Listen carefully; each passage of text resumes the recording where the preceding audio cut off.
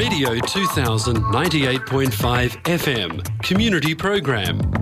सामाजिक हिंदी कार्यक्रम दर्पण आकाशवाणी 2098.5 FM.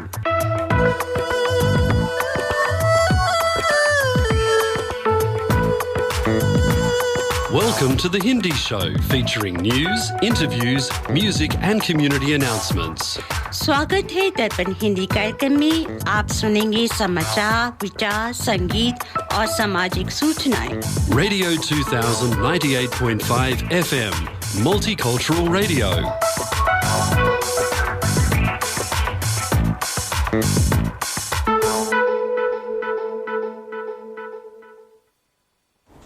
आज रविवार युगात 5124 विक्रम संवत 2069 माघ शीर्ष महीने के शुक्ल पक्ष की एकादशी 4 दिसंबर 2022 है।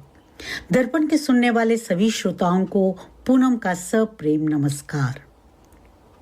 इस सप्ताह के समाचार इस प्रकार हैं। हमारा ग्रह अब 8 अरब लोगों का घर है। 15 नवंबर 2022 इतिहास में दर्ज किया जाएगा क्योंकि वैश्विक आबादी हेल्थ में बड़े सुधारों का संकेत है, जिसने मरने के जोखिम को कम किया और जीवन प्रत्याशा में वृद्धि की। संयुक्त राष्ट्र जनसंख्या कोष का मानना है कि यह पल मानवता के लिए संख्याओं से परे देखने और लोगों और ग्रह की रक्षा के लिए अपनी साझा जिम्मेदारी को पूरा करने के लिए आह्वान करने का है, जिसकी शुरुआत सबसे कमजोर से होती है। दुनिया की आबादी को 7 से 8 अरब तक बढ़ने से लगभग 12 साल लग गए, लेकिन 1 अरब और बढ़ने से लगभग 14.5 साल यानी कि 2037 तक लगने की उम्मीद है, जो वैश्विक विकास में मंदी दर्शाता है। 2080 के दशक के दौरान विश्व जनसंख्या में लगभग 10.4 बिलियन लोगों के शिखर तक पहुंचने का अनुमान है और इसे बढ़ोतरी में एशिया और अफ्रीका के सबसे अधिक योगदान करने का अनुमान है। दिलचस्प बात यह है कि भारत बिलियन में सबसे बड़ा योगदान करता है। चीन को पीछे छोड़ देगा, जो कि दूसरा सबसे बड़ा योगदान करता था। 2023 तक भारत दुनिया का सबसे अधिक आबादी वाला देश होगा। भारतीय रिजर्व बैंक ने रिटेल डिजिटल रुपी के पेशकश के लिए पहली पायलट परियोजना शुरू कर दी है। पहले चरण के पायलट ट्रायल में ई रुपी को मुंबई, दिल्ली, बंगलुरु और भुवनेश्वर में शुरू कर दिया है। डिजिटल रुपी के ट्रायल को फिलहाल एक सीमित उपयोगकर्ता समूह के बीच शुरू किया गया है, जिसमें 4 banks SBI, ICICI bank, yes bank और आईडीएफसी फर्स्ट बैंक को शामिल किया गया है। इन ऋणदाताओं के साथ ग्राहक और व्यापारी डिजिटल रुपए की लेन देन को कर सकेंगे। इससे पहले आरबीआई ने 1 नवंबर को थोक डिजिटल रुपी के लिए भी एक पायलट योजना शुरू की थी। आपको बता दें कि रिटेल डिजिटल रुपी एक डिजिटल टोकन है जो कानूनी रूप में वैध है। इसमें फिजिकल रुपया जैसी सभी विशेषताएं हैं। केंद्रीय बैंक ने 29 नवंबर को इस पायलट परियोजना की घोषणा करते हुए कहा कि नकदी के मुकाबले इस पर कोई ब्याज नहीं लगेगा। इसे बैंक जमा जैसे अन्य नकदी रुपए में परिवर्तित किया जा सकता है। डिजिटल करेंसी में लेन देन व्यक्ति से व्यक्ति P2P और व्यक्ति से व्यापारी P2M के बीच किया जा सकता है। अमेरिका में भारत के राजदूत तरनजीत सिंह संधू ने गूगल और अल्फाबेट के सीईओ सुंदर पिचई को पद्म भूषण पुरस्कार दिया। भारतीय अमेरिकी सुंदर पिचई ने कहा, भारत मेरा एक हिस्सा है और मैं जहां भी जाता हूं इसे अपने साथ ले जाता हूं। यह भारत का तीसरा सबसे बड़ा नागरिक पुरस्कार है। समारोह के दौरान सैन फ्रांसिस्को में भारत के महावाणिज्य दूत टीवी नागेंद्र प्रसाद भी मौजूद थे। इस अवसर पर तरनजीत सिंह संधू ने कहा कि प्रौद्योगिकी की असीमित संभावनाओं में बदलाव का सुंदर पिचई प्रतिनिधित्व करते हैं। वे दुनिया के विभिन्न हिस्सों में समाज के विभिन्न वर्गों के लिए डिजिटल उपकरण और कौशल को सुलभ बनाने की दिशा में सराहनीय प्रयास कर रहे हैं। प्रधानमंत्री मोदी के 3S गति, सरलता और सेवा को संयोजित करने वाली प्रौद्योगिकी के दृष्टिकोण को याद करते हुए संधू ने कहा कि गूगल भारत में हो रही डिजिटल क्रांति का पूरा उपयोग करेगा। पिचई ने इस पर उत्तर देते हुए कहा कि भारत में किए गए डिजिटल नवाचार दुनिया भर के लोगों को लाभान्वित करते हैं और उन्होंने कहा कि उन्हें गर्व है कि गूगल 2 परिवर्तनकारी दशकों में सरकारों, व्यवसायों और समुदायों के साझेदारी करने में भारत में निवेश करना जारी रखता है। अमेरिका ने उत्तराखंड में चल रहे यूएस और भारतीय सेना के संयुक्त सैन्य अभ्यास पर चीन की आपत्तियों के खिलाफ भारत का साथ देने का ऐलान किया। भारत में यूजर्स charge d'affaires Elizabeth Jones ने पत्रकारों को संबोधित करते हुए कहा कि चाइना का इस संयुक्त सैन्य अभ्यास से कोई लेना देना नहीं है। उत्तराखंड के मौली में आपत्ति जताते हुए कहा कि यह जगह बॉर्डर से महज 100 किलोमीटर की दूरी पे है। ऐसे में यहाँ सैन्य अभ्यास करना अंतर्राष्ट्रीय समझौते के खिलाफ है। कुछ दिन पहले चाइना ने कहा था कि यह वास्तविक नियंत्रण रेखा के पास भारत अमेरिका के संयुक्त सैन्य अभ्यास का विरोध करता है और नई दिल्ली और बीजिंग के बीच हस्ताक्षरित 2 सीमा समझौतों की भावना का उल्लंघन भी करता है। करीब 2 हफ्ते चलने वाला यह युद्ध अभ्यास हाल में शुरू हुआ है। चीनी विदेश मंत्रालय के प्रवक्ता ने कहा कि चीन भारत सीमा पर LAC के करीब भारत और अमेरिका के बीच संयुक्त सैन्य अभ्यास 1993 और 96 में चीन और भारत के बीच हुए समझौते की भावना का उल्लंघन करता है। मद्रास उच्च न्यायालय ने तमिलनाडु के मंदिरों में मोबाइल फोन पर प्रतिबंध लगा दिया है। कोर्ट ने कहा कि मंदिरों में मोबाइल फोन के इस्तेमाल पर प्रतिबंध लगाने का कदम पूजा स्थलों की पवित्रता बनाए रखना है। लोगों को असुविधा से बचने के लिए कोर्ट ने कहा कि मंदिरों में फोन डिपॉजिट लॉकर स्थापित किए जाएंगे। इस आदेश का अनुपालन सुनिश्चित करने के लिए सुरक्षा कर्मियों की नियुक्ति भी की जाएगी। सत्तारूढ़ बीजेपी के गुजरात में चुनाव प्रचार के दौरान बंगालियों पर टिप्पणी कर अभिनेता परेश रावल को बड़े विवाद में फंस गए हैं। गुजरात में एक रैली में परेश रावल ने कहा कि गुजरात के लोग मुद्रास्फीति को बर्दाश्त कर लेंगे, लेकिन बांग्लादेशियों और रोहिंग्या को पड़ोस में नहीं रखेंगे। और उन्होंने मछली पकाने वाले जैसे रूढ़िवाद शब्द का भी उपयोग किया, जिसने बंगालियों को नाराज कर दिया। पूर्व सांसद और माकपा नेता मोहम्मद सलीम ने कोलकाता के तलतला पुलिस स्टेशन पर उनकी शिकायत दर्ज की और आग्रह किया कि उन पर मुकदमा चलाया जाना चाहिए, क्योंकि इन टिप्पणियों ने बंगालियों के खिलाफ प्रतिकूल राय पैदा की है। हालांकि दिग्गज अभिनेता ने क्षमा भी मांगी, परंतु उनकी क्षमा नहीं स्वीकारी गई। खेल समाचारों में इंडिया वर्सेस बांग्लादेश। भारत के दिग्गज तेज गेंदबाज मोहम्मद शामी चोटिल होने के कारण बांग्लादेश के खिलाफ वनडे सीरीज से बाहर हो गए हैं। न्यूज एजेंसी PTI ने रिपोर्ट के अनुसार शामी हाथ में चोट लगने के कारण वनडे सीरीज नहीं खेल पाएंगे। 4 दिसंबर से भारत और बांग्लादेश के बीच वनडे सीरीज का आगाज होना है, जिसमें 3 वनडे और 2 टेस्ट मैच खेले जाएंगे। भारतीय टीम बांग्लादेश पहुंच चुकी है। विजय हजारे ट्रॉफी के फाइनल में सौराष्ट्र ने महाराष्ट्र को 5 विकेट से हराकर दूसरी बार विजय हजारे ट्रॉफी जीत ली है।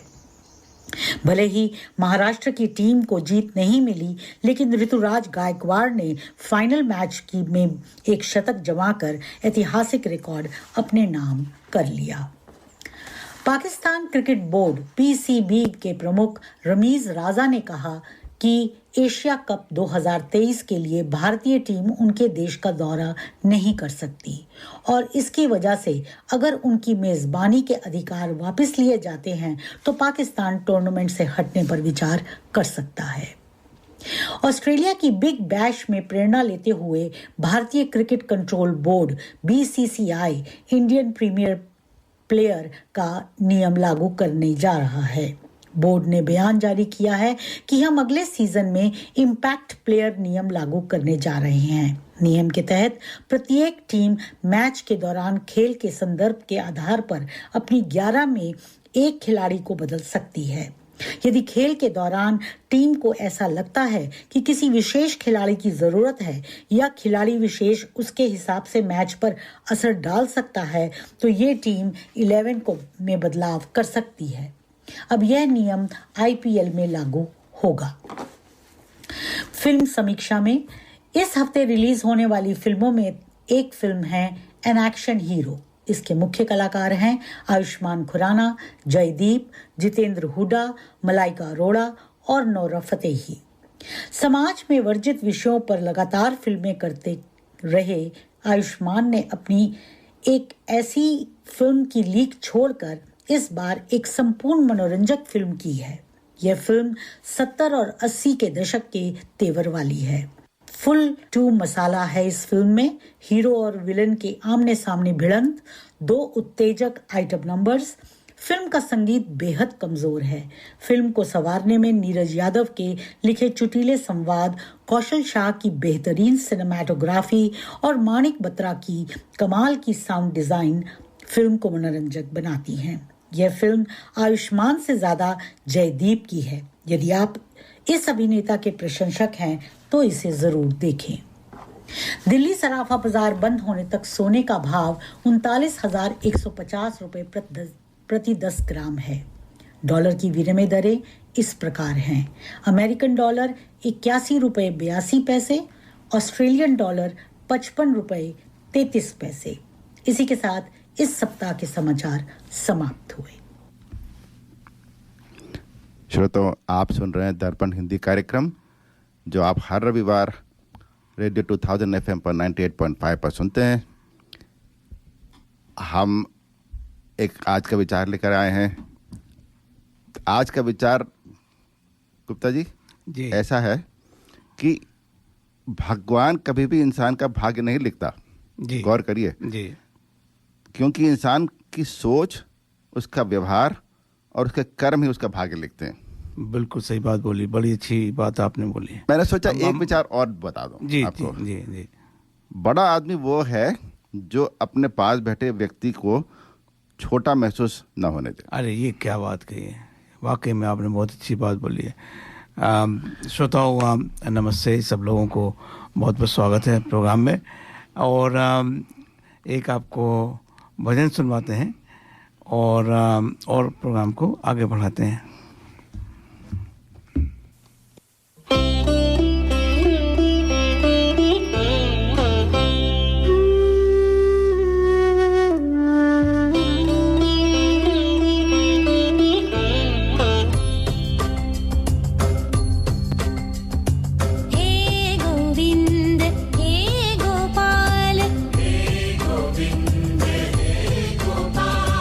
अब तो जीवन हार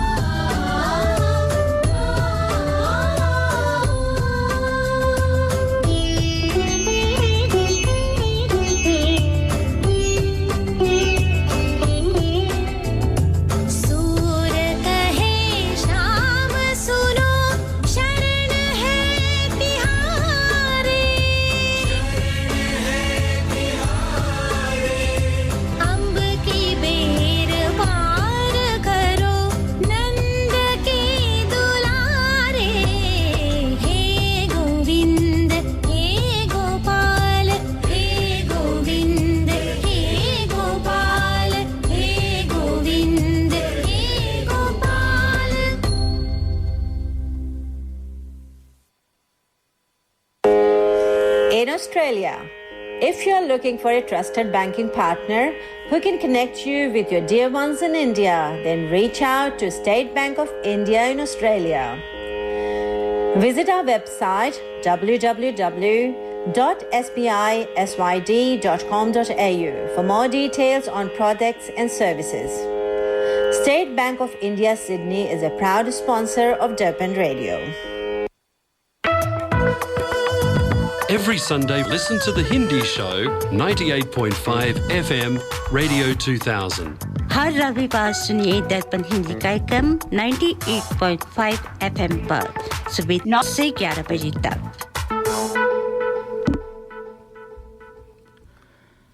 श्रोताओं, जैसे कि हमने व्हाट्सएप पे लिखा है और सोशल मीडिया पे भी लिखा था, हमारे साथ जुड़ रहे हैं सुधीर रैना जी, जो हमारे लीडर हैं कश्मीरी, जो हमारे हिंदू हैं उनके वो लीडर हैं। सुधीर जी, आपका दर्पण रेडियो प्रोग्राम में बहुत बहुत स्वागत। थैंक यू यतीन जी, नमस्कार सबको। कैसे हैं आप? बस ठीक है, आजकल तो पॉजिटिव न्यूज़ मिल रही है तो ठीक ही लग रहा है। मैंने कहा चलो आपसे कई चीज़ों की बात करनी थी। हाँ जी। तो एक तो मैंने नोटिस करा अभी G20 में भारत अब G20 का प्रेसिडेंट हो गया है, तो उसका एक इवेंट जम्मू कश्मीर में अभी होना है जी। आप इस चीज़ को कैसे लेते हैं? देखिए, अगर ये हो पाता है तो इट विल बी ये जिसको बोलते हैं ना, बहुत ही बड़ी सफलता होगी। जो अंडरलाइंग जो भी काम किया है गवर्नमेंट ने किया है, ये लोकल जो पॉजिटिव एजेंसीज काम करने वाली हैं उन्होंने किया है, it will be a real जिसको बोलते हैं ना कि एक सक्सेस का इंडिकेटर होगा इतने सालों का जो काम हुआ है। जी, मैं तो समझता हूँ, मैं अगर मेरा आउटलुक देखें कि ये न केवल ये बहुत बड़ा स्टेटमेंट है जिसको कह सकते हैं कि अब ये नॉर्मलसी की तरफ हो गया है। हाँ जी, तो वो तो है ही है, उसका एक तो वो पार्ट है इसका। दूसरा पार्ट ये है कि हमारे को आपने देखा होगा कि एक एग्जिस्ट करता है, एक जिसको बोलते हैं ना एक ब्लॉकेज सी एग्जिस्ट करती है, जो रियलिटी की सिचुएशन है कश्मीर में और जो मीडिया या हम परसीव करते हैं बाहर या इवन इंडिया में, वो ट्रांसपेरेंसी बढ़ जाएगी। क्योंकि जी हाँ, बहुत अच्छी बात बोली। मैं जो हिंट करना चाह रहा था वो ये है कि मान लीजिए लास्ट ईयर OIC की कॉन्फ्रेंस हुई थी पाकिस्तान में जी। और वो वहाँ का प्रोपेगेंडा चल रहा था कि कश्मीर में जी 2.5 साल से 3 साल से कर्फ्यू लगा हुआ है जी। सांस लेने की ये नहीं है, आजादी नहीं है। और यहाँ से UAE का एक इन्वेस्टमेंट कॉर्पोरेशन एक आया हुआ था, एक डेलीगेशन, उन्होंने जो मोदी जी ने अरेंज करवाया था, तो उसका कॉरेस्पॉन्डिंग यहाँ से टेलीकास्ट हुआ कि वहाँ तो ट्रेड डील्स हो रही हैं, इन्वेस्टमेंट के डिसीजंस हो रहे हैं। तो वो पैरेलल जब मीडिया में आया तो कुछ दीवारें गिर गई, कुछ क्लैरिटी सामने आई उस चीज से। ये उसी डायरेक्शन में एक बहुत बड़ा कदम होगा जी। अच्छा, एक और मैं रिपोर्ट सुन रहा था कि अलकायदा ने एक उनका कोई न्यूज़ लेटर है वो पब्लिश करा, वो कहा कि साहब जो पाकिस्तान है वो टेररिज्म फैलाने में उतना नाकाम हो गया है, वो बहुत डिसअपॉइंटेड हैं कि जम्मू कश्मीर में जो पाकिस्तान की जिम्मेवारी थी टेररिज्म फैलाने की वो नहीं कर पा रहा है या उससे वो भाग रहा है। ये बात सही कही आपने, एक्चुअल में बात सही है, क्योंकि उनकी जो सप्लाई चेन्स हैं, जो पूरा जो नेटवर्क चल रहा था, इतनी जो ऑर्गेनाइजेशन चल रही थी इतने सालों से, वो सप्लाई चेन टूट रही है उनकी, तो उनकी ऑर्गेनाइजेशन डेफिनेटली कमजोर पड़ रही है। This I can vouch for. ये जो चीज बोल रहे हैं आप, ये बात सही है, उनकी ऑर्गेनाइजेशन कमजोर हुई है। उनका ग्राइप है पाकिस्तान से कि वो उनको ठीक से सपोर्ट नहीं कर पा रहे हैं, तो therefore they can not deliver the results they want. तो यही बात है, ये उन्हें सच कही है, सच बात है, ये there is no doubt about this. अच्छा सुधीर जी, अगर मैं पूछूं कि ये बात सच है तो फिर क्या जो अभी कई बड़े जैसे डिफेंस मिनिस्टर हैं, इवन होम मिनिस्टर हैं भारत के, उन्होंने कहा है कि अभी POK हम लेने जा रहे हैं, कुछ इस तरीके के स्टेटमेंट दिए हैं। और जब आर्मी चीफ ने बोला कि मैं वेट कर रहा हूं कि गवर्नमेंट जैसे बोलेगी हम तैयार हैं, आप इसके बारे में क्या सोचते हैं, क्या ये संभव है? देखिए, आर्मी चीफ का वो बोलना तो मैं बिल्कुल 100% मानता हूं, क्योंकि उससे और कोई चीज मैं मतलब I can't expect anything else from them। तो वो चीज तो बिल्कुल मानता हूँ।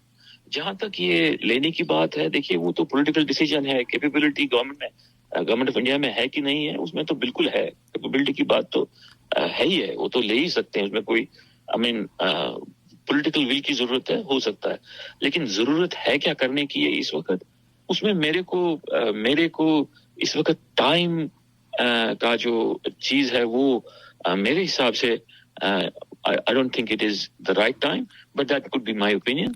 But आपने सवाल पूछा कि क्या ये हो सकता है? हाँ, ये मेरा है, क्योंकि राइट टाइम ऐसी चीजों का कभी होता नहीं है। हाँ, क्योंकि अगर मैं वैसे बोलूं, एक ऑब्जर्वर की तरीके से बोलूं कि इस समय चीन और पाकिस्तान दोनों ही एक कमजोरी की हालत में हैं, तो एक आर्गुमेंट हो सकता है कि यही सबसे अच्छा समय है। ठीक है, आपने वो व्यू पॉइंट जरूर है आपका, लेकिन इस कंपैरिजन फिर वॉर मॉन्गरिंग का जो इस वक्त रशिया पे लगा रही है पूरी दुनिया, उससे हम कैसे बच पाएंगे? But that's again an individual, वो ही है। अभी देखिए क्या है ना कि अगर आप अपनी कोई चीज लेते हैं, तो बात ठीक है, वो यूक्रेन में ऐसा नहीं था। लेकिन और कश्मीर के जो ग्राउंड लेवल पे हालात क्या हैं, आपके जो वहाँ पे जानने वाले हैं, रिश्तेदार, दोस्त वहाँ पे? देखिए, एक चीज पॉजिटिविटी जो आई है कश्मीर में, और ये बहुत डिफरेंट चैनल से कंफर्म हुई है जी, कि मेरे एक्सपेक्टेशन के, जिसको कहेंगे ना, कॉन्ट्ररी टू माय एक्सपेक्टेशंस, इन जो नेशनलिज्म की कश्मीर में बहुत कमी रहती थी, विजिबल साइंस की और सिंबोलिज्म की, वो वहां पे देखने को मिल रही है। अब लोग वहां पे नेशनल एंथम पे खड़े रहते हैं, बहुत सारे लोग। पहले तो खड़े नहीं होते थे, पहले तो काफी बुरा लगता था हमें, अब वो चीज देखने को मिली, विजिबल मिल रहे हैं। अब वहां पे बहुत सारे लोग ग्राउंड लेवल पे नेशनलिज्म की बात करते हैं, गवर्नमेंट को इंडिया के लिए सपोर्ट की बात करते हैं, वो चीज वहां पे लैकिंग होती थी, अब वो थोड़ी विजिबल हो रही है।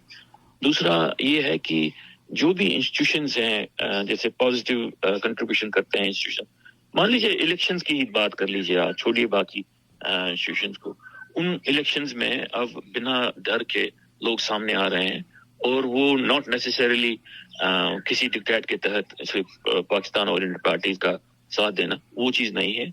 अभी मेन स्ट्रीम पार्टीज भी सामने आ रही हैं जो कि इंडियन नेशनलिज्म को लेके अपना सामने रखते हैं अपना व्यू पॉइंट, और वो फ्रीली कर पा रहे हैं। तो इसमें सुजीत जी, हमारे जो मूवी थी कश्मीरी फाइल, उसका एक रोल है, आप समझते हैं? बिल्कुल, देखिए कश्मीर फाइल्स का तो मैं तो हमेशा कहता हूँ, will be indebted to that whole system that produced that movie. एक आदमी का नाम नहीं लूंगा, हालांकि एक आदमी का आइडिया जरूर शुरू हुआ था, लेकिन उन्होंने जो काफी लोगों का है, बिल्कुल, हाँ बिल्कुल सारे लोगों का हाथ है उसमें, और वो उसने जो कंट्रीब्यूशन किया है साहब ये मैसेज देने में, आई थिंक उसका बहुत बड़ा हाथ रहा है। मैं पर्सनली उनको हमेशा इंडेटेड रहूंगा। हमारी स्टोरी जो उन्होंने बताई, और जो हमसे निकल नहीं पा रही थी, मुंह से हल्क से निकल नहीं पा रही थी, वो उन्हें सामने लाके रख दी, और सच्चाई सामने इस तरह से लाई कि लोगों को समझ में आया। लेकिन अभी जो नेशनल फिल्म का जो फेस्टिवल चल रहा था भारत में, उसमें एक ज्यूज था, उसने इसको प्रोपोगंडा करके बोला, इवन कि इजरायली सरकार ने उसके ऊपर खेद जताया है, लेकिन कुछ लोग कभी भी ना बाज नहीं आते हैं। देखिए वो बात सही है आपकी, और देखिए इट जस्ट शोज कि हमारे अंदर हर किसी में पॉलिटिशियन छुपा होता है, उनकी अंदर की कश्मीर से उन्होंने खुद एडमिट किया कि कश्मीर का कुछ उनको पता नहीं है, he doesn't know anything about Kashmir, yet he called it a propaganda story. That means he was driven by something else, he had other motivations. तो I think किसी ने बोला होगा ऐसे बोल देने के लिए, तो उसने बोल दिया, he just got carried away, he thought these people जो मेरे को यहाँ बुलाए हैं, जो मेरे आसपास हैं, देखने में इंटेलेक्चुअल्स लगते हैं, पॉलिटिकली अवेयर लगते हैं, तो सही कह रहे होंगे यार, ये मेरे को अगली बार कैसे बुलाएंगे अगर मैं इनकी बात नहीं सुनूंगा। तो ही गॉट कैरिड अवे, उसने वो बोल दिया, दैट ही एडमिटेड कि उसको कश्मीर के बारे में कुछ पता नहीं है। लेकिन फिल्म में डायलॉग था सुजीत जी कि सरकार किसी की भी हो, सिस्टम तो हमारा है, सिस्टम तो हमारा है, बिल्कुल सही। और वो सिस्टम उसको आसपास दिखाई दिया, एग्जैक्टली उस सिस्टम ने उससे वो बुलवा दिया। लेकिन देखिए उसने ये कहा, और हमें थोड़ा बुरा लग गया क्योंकि वो बाहर से आया था, उसने लगता हमारे तो अपने कंट्री में लोग अभी भी बोल रहे हैं कि ये तो प्रभुता करवाया उन्होंने किसी एक पॉलिटिकल पार्टी को सपोर्ट करने का। अरे यार ये लोग वो भी हैं जो अपनी माँ से पूछते हैं कि मेरे बाप का सही नाम बताओ। सही कहा आपने, बिल्कुल सही फरमाया। सुधीर जी, आज आपके समय के लिए बहुत बहुत धन्यवाद। एक डॉक्टर साहब एक क्वेश्चन पूछना चाहते हैं। डॉक्टर सुधीर जी, मैं नमस्कार, मैं अपना पर्सनल एक्सपीरियंस शेयर करना चाहूँगा। अभी मैं कश्मीर होकर के आया हूँ, 1 हफ्ता मैंने वहाँ पे बिताया है परिवार के साथ में। बहुत अच्छा। हाँ, और मुझे इतना अच्छा लगा कि मैं थोड़ा सा घबरा रहा था जाने से पहले। मैंने आप बिलीव नहीं करोगे, मैं हमारा एक कॉलेज का व्हाट्सएप ग्रुप है, उसमें मैंने एक सवाल पूछा कि भाई कश्मीर में जा रहा हूँ, कोई गया है क्या अभी रिसेंटली? तो मतलब 100 लोगों का ग्रुप है इंडिया में, किसी ने भी कहा नहीं कि जो हाँ हम गए हैं। तो मैंने कहा चलो ठीक है, मैं जाऊँगा। और जाकर के हमारा इतना सुखद एक्सपीरियंस रहा 1 हफ्ते का। इतनी मतलब नेचुरल ब्यूटी तो है ही, नेचुरल ब्यूटी है, लोग इतने अच्छे हैं।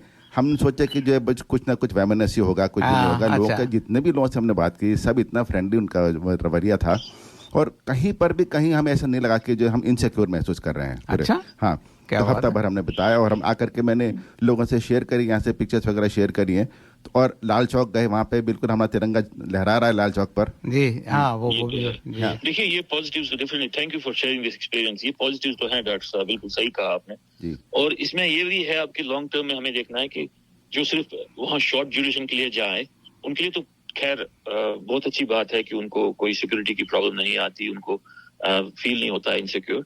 लेकिन जो वहाँ पे सेटल होने के लिए जाए, उनके हिसाब से सिक्योरिटी का क्या पैराडाइम रहता है, वो देखने वाली बात है। But we are positive about that as well, क्योंकि ग्रेजुअली जो ये सप्लाई चेन की बात हमने कही ना कि इस नेटवर्क की कट रही है, that is a big contribution towards reducing those जो अटैक्स होते हैं, जो लॉन्ग टर्म सेटलर्स जाते हैं वहां पे, तो उसमें भी फर्क जरूर पड़ेगा। हाँ, डॉक्टर साहब ने बात सही बिल्कुल कही कि ये रिपोर्ट्स तो हमको मिल रहे हैं कि वहां पे अब थोड़ा साइंस दिख रहे हैं पॉजिटिविटी के। जो हॉस्टिलिटी होती थी टुवर्ड्स द इंडियन इंस्टीट्यूशंस या इंडियन सिंबल्स या इंडियन अथॉरिटी के खिलाफ जो हॉस्टिलिटी होती थी, उसमें थोड़ी कमी जरूर आई है, और विजिबल कमी आई है। मैं आपको एक बात और शेयर करना चाहूंगा। हम जा रहे थे, पहलगाम जा रहे थे, तो हमने मतलब टैक्सी वाले से हायर करा था, तो उन्हें पता चला कि हम ऐसे हैं, मतलब ऑस्ट्रेलिया से आए हैं।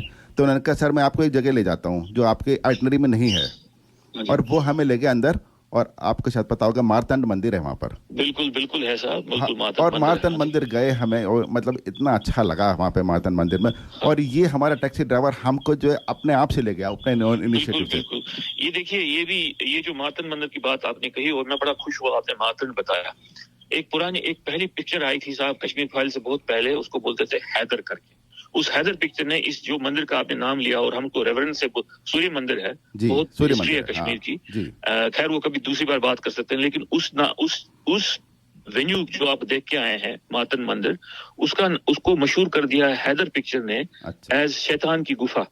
तो कश्मीर में अब इस चीज को शैतान की गुफा के नाम से जानते थे टिल रिसेंटली, और इसको नाम चेंज करने में again Kashmir files played a part.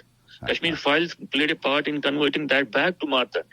उस टैक्सी ड्राइवर ने आपको मारतंड बोला, इससे मुझे बड़ी खुशी हुई कि ये ग्राउंड लेवल पे ये चेंज आ रही है। Actually is a positive. Good.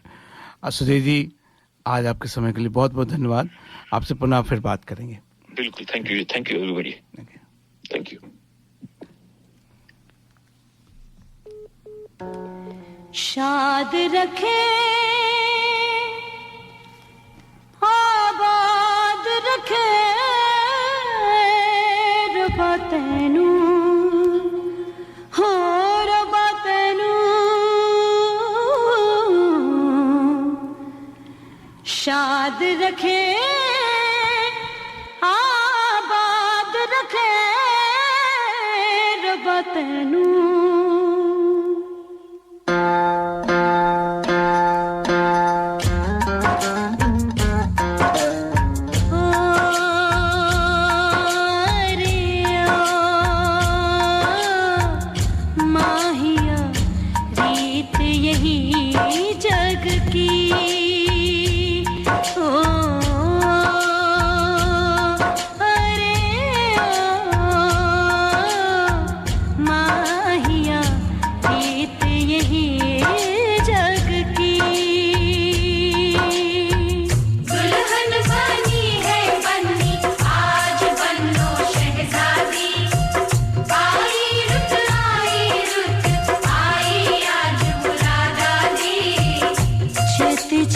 छेती mehndi लावा सोना सोना चूड़ा पावा छेती छेती मेहंदी लावा सोना सोना चूड़ा पावा दुल्हन बनी है बन्नी आज बनो शहजादी रे माहिया रीत यही जग की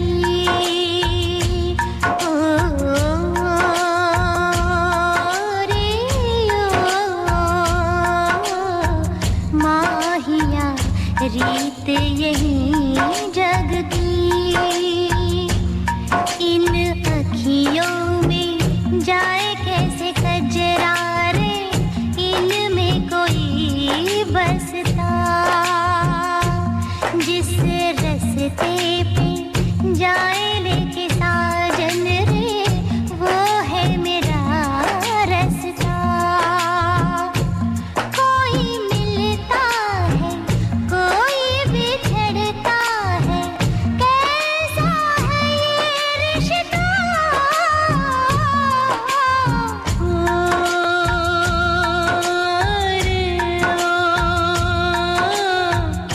माहिया रीत यही जग की अरे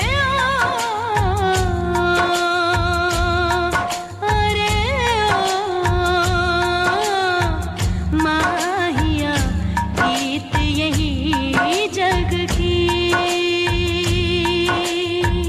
दुल्हन बनी है बन्नी आज बनो शहजादी आई रुत आई आज मुरादादी छेती छेती मेहंदी लावा सोना सोना चूड़ा पावा छेती छेती मेहंदी लावा सोना सोना चूड़ा पावा दुल्हन बनी है बन्नी आज बनो शहजादी पल दो पल अब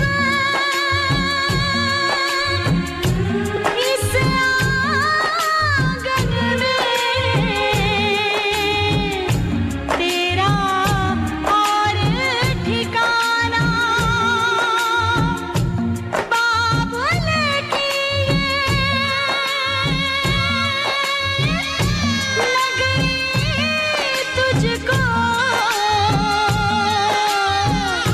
छोड़ के होगा जाना रे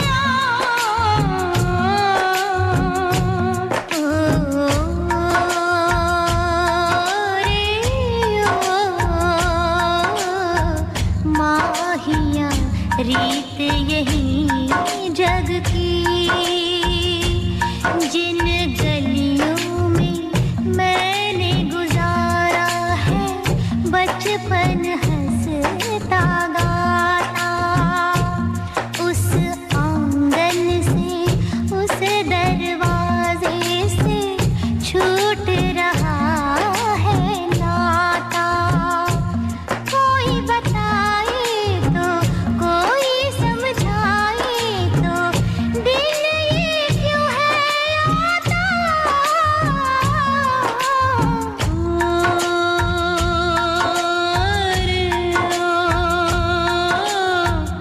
माहिया रीत यही जग की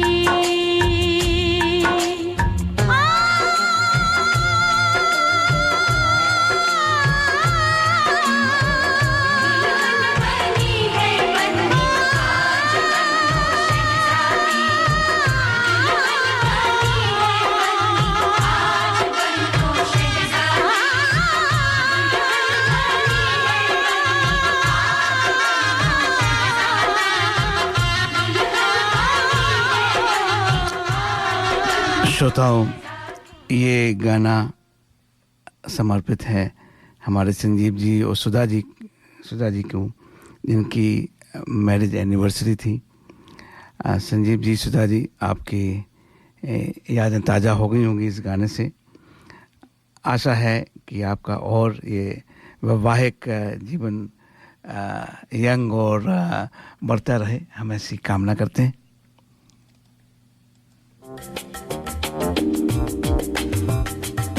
मैं करी masters the butter chicken packet Indian दुकान से लेके आया। ना मैं लहसुन, ना प्याज, ना अदरक, ना कोई मिर्च मसाला पाया। मैंने जब बनाकर अपनी पत्नी को खिलाया, उसने मुझे पति से पति देव बनाया और करी मास्टर्स के बारे में सारे शहर को बताया। जय हो करी मास्टर्स।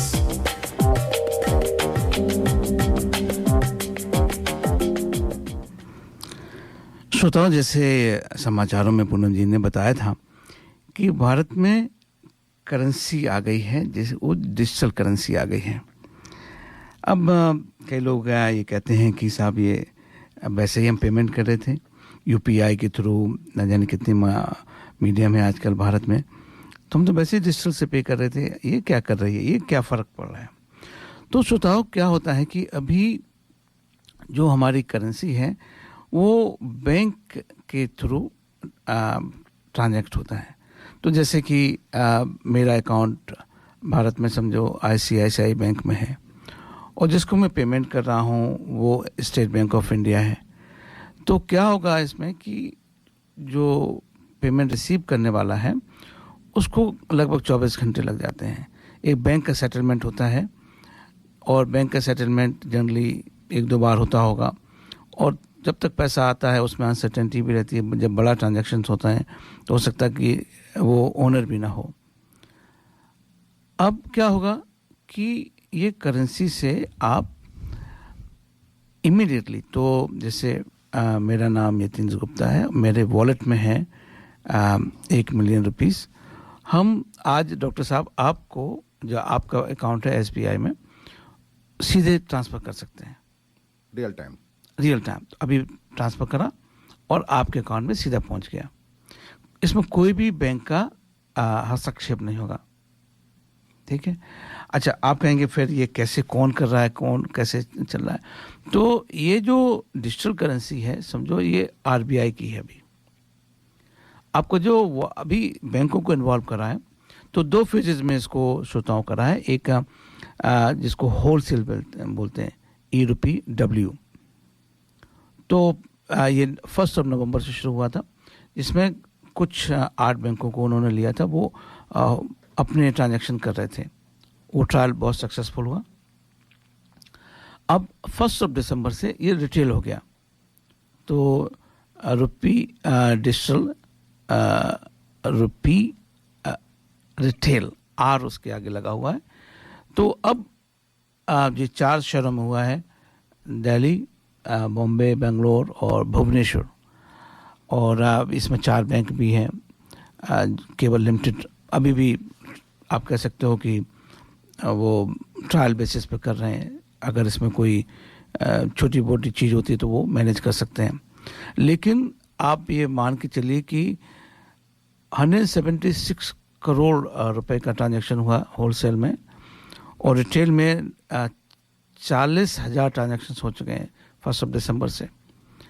और जो इसका फिनोमिनल 4 बातें, जिस तरीके से सब कुछ हो रहा है, क्योंकि ये टेक्नोलॉजी है, उसमें कोई भी चीज़ जो टेक्नोलॉजी होती है, सब कुछ स्मूथ किया है।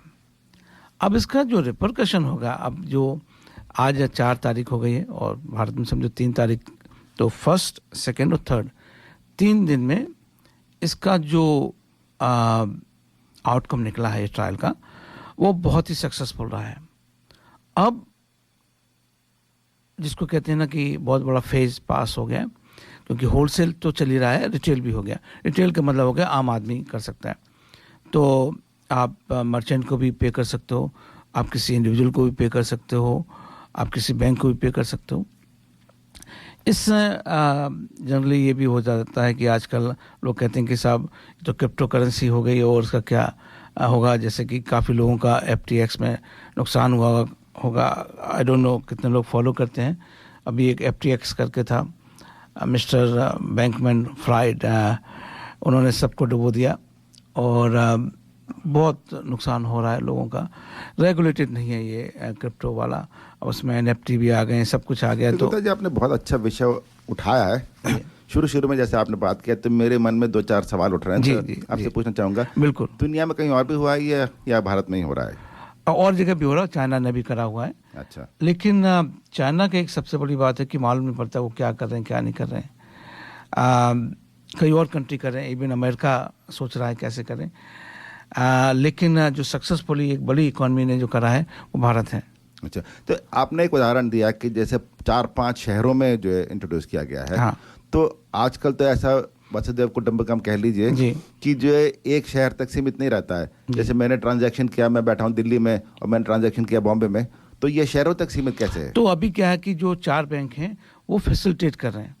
वो वॉलेट, आपने नाम सुना होगा, जो डिजिटल करेंसी होती है आपके वॉलेट में होती है, वो वॉलेट फिजिकल वाला तो नहीं होता है जी। तो वो आपका मोबाइल फ़ोन में वॉलेट हो गया, आप उसको यूज़ कर सकते हो। अब क्या होगा कि जैसे ये ट्रायल, अब आपने कहा कि समझो कि मैं भुवनेश्वर का रहने वाला हूँ, मैंने वहाँ पे करा, मैं बॉम्बे भी जा सकता हूँ, वो वहाँ से मैं ट्रांजैक्ट कर सकता हूँ। आपकी बात बिल्कुल सही है, लेकिन टू मैनेज अ थिंग, क्योंकि अभी ये बैंकों के थ्रू हो रहा है, जिसमें state bank of India, ICICI bank और HDFC और एक और है। तो अगर ये बैंक को कोप अप करेंगे, उनको स्टाफ को ट्रेन करना होगा, हर चीज़ चाहिए होगी ना। जैसे आप कहते हैं कि बड़ा इतना मालूम पड़ा सडनली पूरा आई डोंट नो, अगर 1.4 बिलियन लोग हैं और उसमें से अगर 200 मिलियन भी आ जाते हैं और अगर आपका स्टाफ ही तैयार नहीं है, स्टाफ को भी मालूम नहीं कि क्या वो बोले, तो मुश्किल हो जाएगा मेरे ख्याल से। It's not about the technology, back and technology, but जो फ्रंट पे लोग जो डील करने वाले हैं वो कैसे करेंगे। तो जैसे आपने बताया कि जो रियल टाइम ट्रांसफ़र होता है जी, तो अभी क्या अगर हालात देखें तो ये 1 दिन 2 दिन क्यों लगते हैं? तो बैंक सेटलमेंट होता है। जैसे कि मान लो ICICI बैंक है जी, मैंने पे कर दिया, अब ICICI बैंक को मेरे अकाउंट से आगे ट्रांसफ़र करना होगा जी। तो जैसे कि मान लो स्टेट बैंक ऑफ इंडिया का अकाउंट वो मेंटेन करेंगे, तो वो नेट होता है कि यहाँ का पूरा, तो मेरे जैसे 1 लाख लोग हैं, अच्छा, उन्होंने पेमेंट, उनका टोटल कितना बना वो SBI को पे करेंगे। ऐसे SBI वाले भी ICICI को पे करेंगे, उसका सेटलमेंट होता है। अच्छा, नेट अमाउंट पे होगा। होता इलेक्ट्रॉनिक है, फिर भी समय लग जाता है, समय लगता है, क्योंकि उसमें कई चीज़ों को होता है कि भाई किसी की लिमिट, मान लो किसी की लिमिट है 10 लाख रुपए और समाओ उसका 10 लाख 1 रुपया हो जाता है, वो फेल कर जाएगा। अच्छा, तो SBI उसको नहीं पे करेगा। और अगर सेम बैंक में होता है, अगर मैं बैठा हूँ, हाँ सेम बैंक में तो हो जाता है, तो हो जाता है, उसमें फिर सेटलमेंट का होता है, की बात नहीं होती। तो गुप्ता जी, मैं जानने की कोशिश कर रहा हूँ, देखिए समय बदल गया है। पहले का वो नहीं है कि पहले जो नोट होते थे घर में लोग संदूक में छुपा के रखते थे, कोई जरिए नहीं था बैंक में रखने का। और आजकल सब कुछ मतलब 1 रुपये एक नंबर हो गया है ना, एक मतलब कागज का टुकड़ा नहीं है। तो अभी भी जो होता है उसको आप डिजिटल नहीं मानते कि ये जो डिजिटल है उससे कुछ अलग है? तो इसमें क्या है कि ये मैकेनिज्म अलग है, आप ये पहले लेके चलिए, कंसेप्ट वही है, तरीका बदला है। अभी भी रुपए की वैल्यू वही है, अभी सब कुछ वही है, इसमें कुछ भी नहीं होने जा रहा। लेकिन इसमें सबसे बड़ी बात हुई है कि क्रिप्टो में जो रिजर्व बैंक ऑफ इंडिया है और भारत सरकार ऑटोमेटिकली वो भी आ जाती है, वो गारंटी कर रही है, वो कंट्रोल कर रही है, वो मैनेज कर रही है, सिस्टम को मैनेज कर रही है, कोई मैनिपुलेट नहीं कर सकता। ये इसका मेन चीज़ है। तो अब मैंने सुना है कि इसके फ़ायदे बहुत हैं, क्रिप्टो जब आ जाएगा तो इसके एक सबसे बड़ा जो फ़ायदा होने वाला है, मेरा जो मानना, कई कमेंटेटर्स पे उन्होंने बात नहीं करी है, मेरा मानना है कि अब भारत ग्लोबल करेंसी, जिसको आप जैसे American dollar is global currency, euro is global currency, pound is global currency, उस दिशा में बहुत तेज़ी से आगे बढ़ेगा। क्योंकि जो सेटलमेंट वाला जो काम होता है ना, जैसे कि समझो अर्जेंटीना है, उसको भारत के रुपया में पे करना है, तो उसको एक रिजर्व रखना पड़ेगा पैसा वहाँ पे उसकी बैंक को, वो बड़ा मुश्किल हो जाता है। अब यहाँ पर रिजर्व रखने की बात ही नहीं। समझो आप अर्जेंटीना में हैं, आपने कोई भारत से इंपोर्ट करा है और 1 लाख रुपया है समझो, और वो आप सीधा पे कर सकते हो। समझो मैं एक्सपोर्टर हूँ भारत से, आप अर्जेंटीना में हो, तो आपने सीधा मुझे पे कर दिया, बात खत्म हो गई। तो इसमें ट्रांसपेरेंसी बढ़ेगी। हाँ, ये जो आपने बात बोली है, ये बहुत क्रिटिकल पार्ट है। इसके जो दूरगामी जो और अदर देन नॉर्मल जो हम बातें कर रहे हैं, उसी की बात कर रहा हूँ, जैसे टेररिज्म फंडिंग होती है जिसको कहते हैं, या ब्लैक मनी है, ब्लैक मनी। अभी एक बार आप डिजिटल उसमें चले गए, बहुत मुश्किल है आप उसको हाइड कर पाओ, क्योंकि उसके फुटप्रिंट रह जाते हैं और आप कहीं ना कहीं आप उसमें पकड़े जाओगे। और ये भी कहते हैं कि जैसे एक 10 रुपए का नोट छपता है, उसकी छपाई की कीमत भी काफी होती है। आपको श्रोताओ ये जान के आश्चर्य होगा, करीब 20% जैसे 100 रुपए का नोट है, उसकी जो प्रिंटिंग की कॉस्ट होती है 20 रुपए होती है, और जो टोटल कॉस्ट है एक साल में भारत में करीब 5,000 करोड़ रुपए है करेंसी, ये पूरा करेंसी नोट और सिक्के तो और भी ज्यादा, ये पूरा जितने का सिक्का होता है ज्यादा उसकी लागत होती है बनाने में। तो ये भी एक भारत सरकार का कि ये समझो 5,000 करोड़ बच गए, और फिर ये डुप्लीकेट करेंसी है और जो उसके साथ में होता तमाशा वो भी सब बच गया। गुप्ता जी, आप भी अभी भारत जाके आए, मैं भी जाके आया हूँ। एक ही बहुत सरप्राइजिंग चीज़ मैंने देखी कि जो डिजिटल पेमेंट्स है इतने ज़्यादा पॉपुलर हो गए, हर खोमचे वाला, हर सब्जी वाला। हाँ, और यहाँ पे तो जब आप ऑस्ट्रेलिया में, चूँकि हम ऑस्ट्रेलिया में रहते हैं तो ऑस्ट्रेलिया की कंपेयर करेंगे कि उतनी, अब जैसे आप फिल्मिंगटन मार्केट में जाओ जी, वो तो क्रेडिट कार्ड भी नहीं रखते, वो तो कुछ भी नहीं, उनको तो कैश तो, वरना आपको कुछ नहीं मिलेगा। मैंने देखा सब्जी वाला ठेले वाला लेकर के बैठा, टैप करिए आप, एग्जैक्ट टैप करिए। और मतलब हम तो कहते हैं, हमें आश्चर्य हो रहा था, फाइनेंशियल एजुकेशन है, वो पूछता है कि सर आप कार्ड से पे कर रहे हैं कि कैश से पे कर रहे हैं। मैंने हम तो जेब में लेके घूम रहे हैं नोट, हमें तो पता भी नहीं था कि आप लेते हो। और मुझे ऑकवर्ड फील हुआ जब उसने कहा कि कैसे पे करोगे, मैंने कहा भाई कैश। वो मेरी तरफ देखा, वाकई में मेरी तरफ देखा कि भाई कहाँ से आ गया ये। और ये मैं उसकी बात बता रहा हूँ, वाकई में ठेले वाला है, जो बिल्कुल शॉप की बात नहीं कर रहा हूँ जी, जो ठेली वाला जो सड़क के किनारे लगाया, मैं उसकी बात कर रहा हूँ। उसने लगाया हुआ अपना QR कोड लगाया, आप पे करिए, उसको सारी जानकारी है उसको। बिल्कुल, देखिए कितना आसान होता है। आप मैं प्रैक्टिकल एस्पेक्ट को देखिए, आप किसी को पैसे दीजिए, रिक्शे वाले का वो आपको चेंज देने की कोशिश करता है ना, कर मान लीजिए पेटीएम नहीं हो तो अब वो छुट्टा नहीं मिलता, वो पूरा ये सब कुछ जो है मतलब गायब, छुट्टे उट्टे का कोई वही नहीं है, इशू ही नहीं है। तो श्रोताओं, आशा है कि आपको ये डिजिटल करेंसी, जो इंडिया की डिजिटल करेंसी, एक चीज गुप्ता जाते जाते जी, जैसे देने लेने का काम है, किसी को 101 रुपए देते हैं वो तो कैश नहीं होगा। अब अभी नहीं, अभी भी वो सबने लगा लिया, मंदिरों में लग गया है ना। अब एक दूसरे पे भाई दूज पे देते हैं या पर उसमें अभी सब नहीं, आप ट्रांसफर करोगे ना। अब ऐसा नहीं होगा कि जब नहीं डॉक्टर साहब, वही तो मैं कह रहा हूँ कि जैसे आपने मुझे पेमेंट करना है 101 रुपया, तो आपने सीधे ट्रांसफर कर दिया। ट्रांसफर कर दिया जी। हाँ, अभी वो, और आप इमीडिएटली देख सकते हो। एक चीज और है, जूता चुराई की जो रस्म होगी, ट्रांसफर वहाँ पे थोड़ा सा मुश्किल होगा। हाँ, वो थोड़ा सा मुश्किल हो गया है। तो एक डॉक्टर साहब थोड़ा सा ब्रेक लेते हैं और श्रोताओं को गाना सुनवाते हैं अच्छा सा।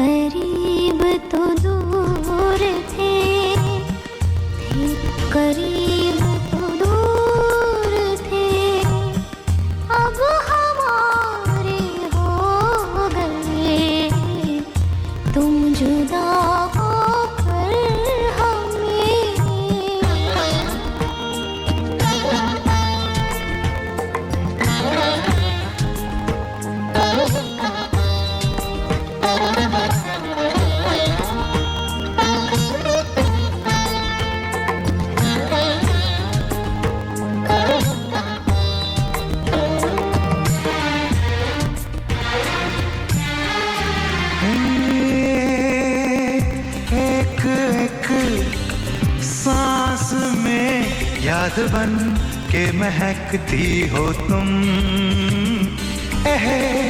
हो गई हो खफा फिर भी मुझ में धड़कती हो तुम, ढूंढता है हमें प्यार का रास्ता आज भी आ रही है यही धड़कनों से सदा आज भी।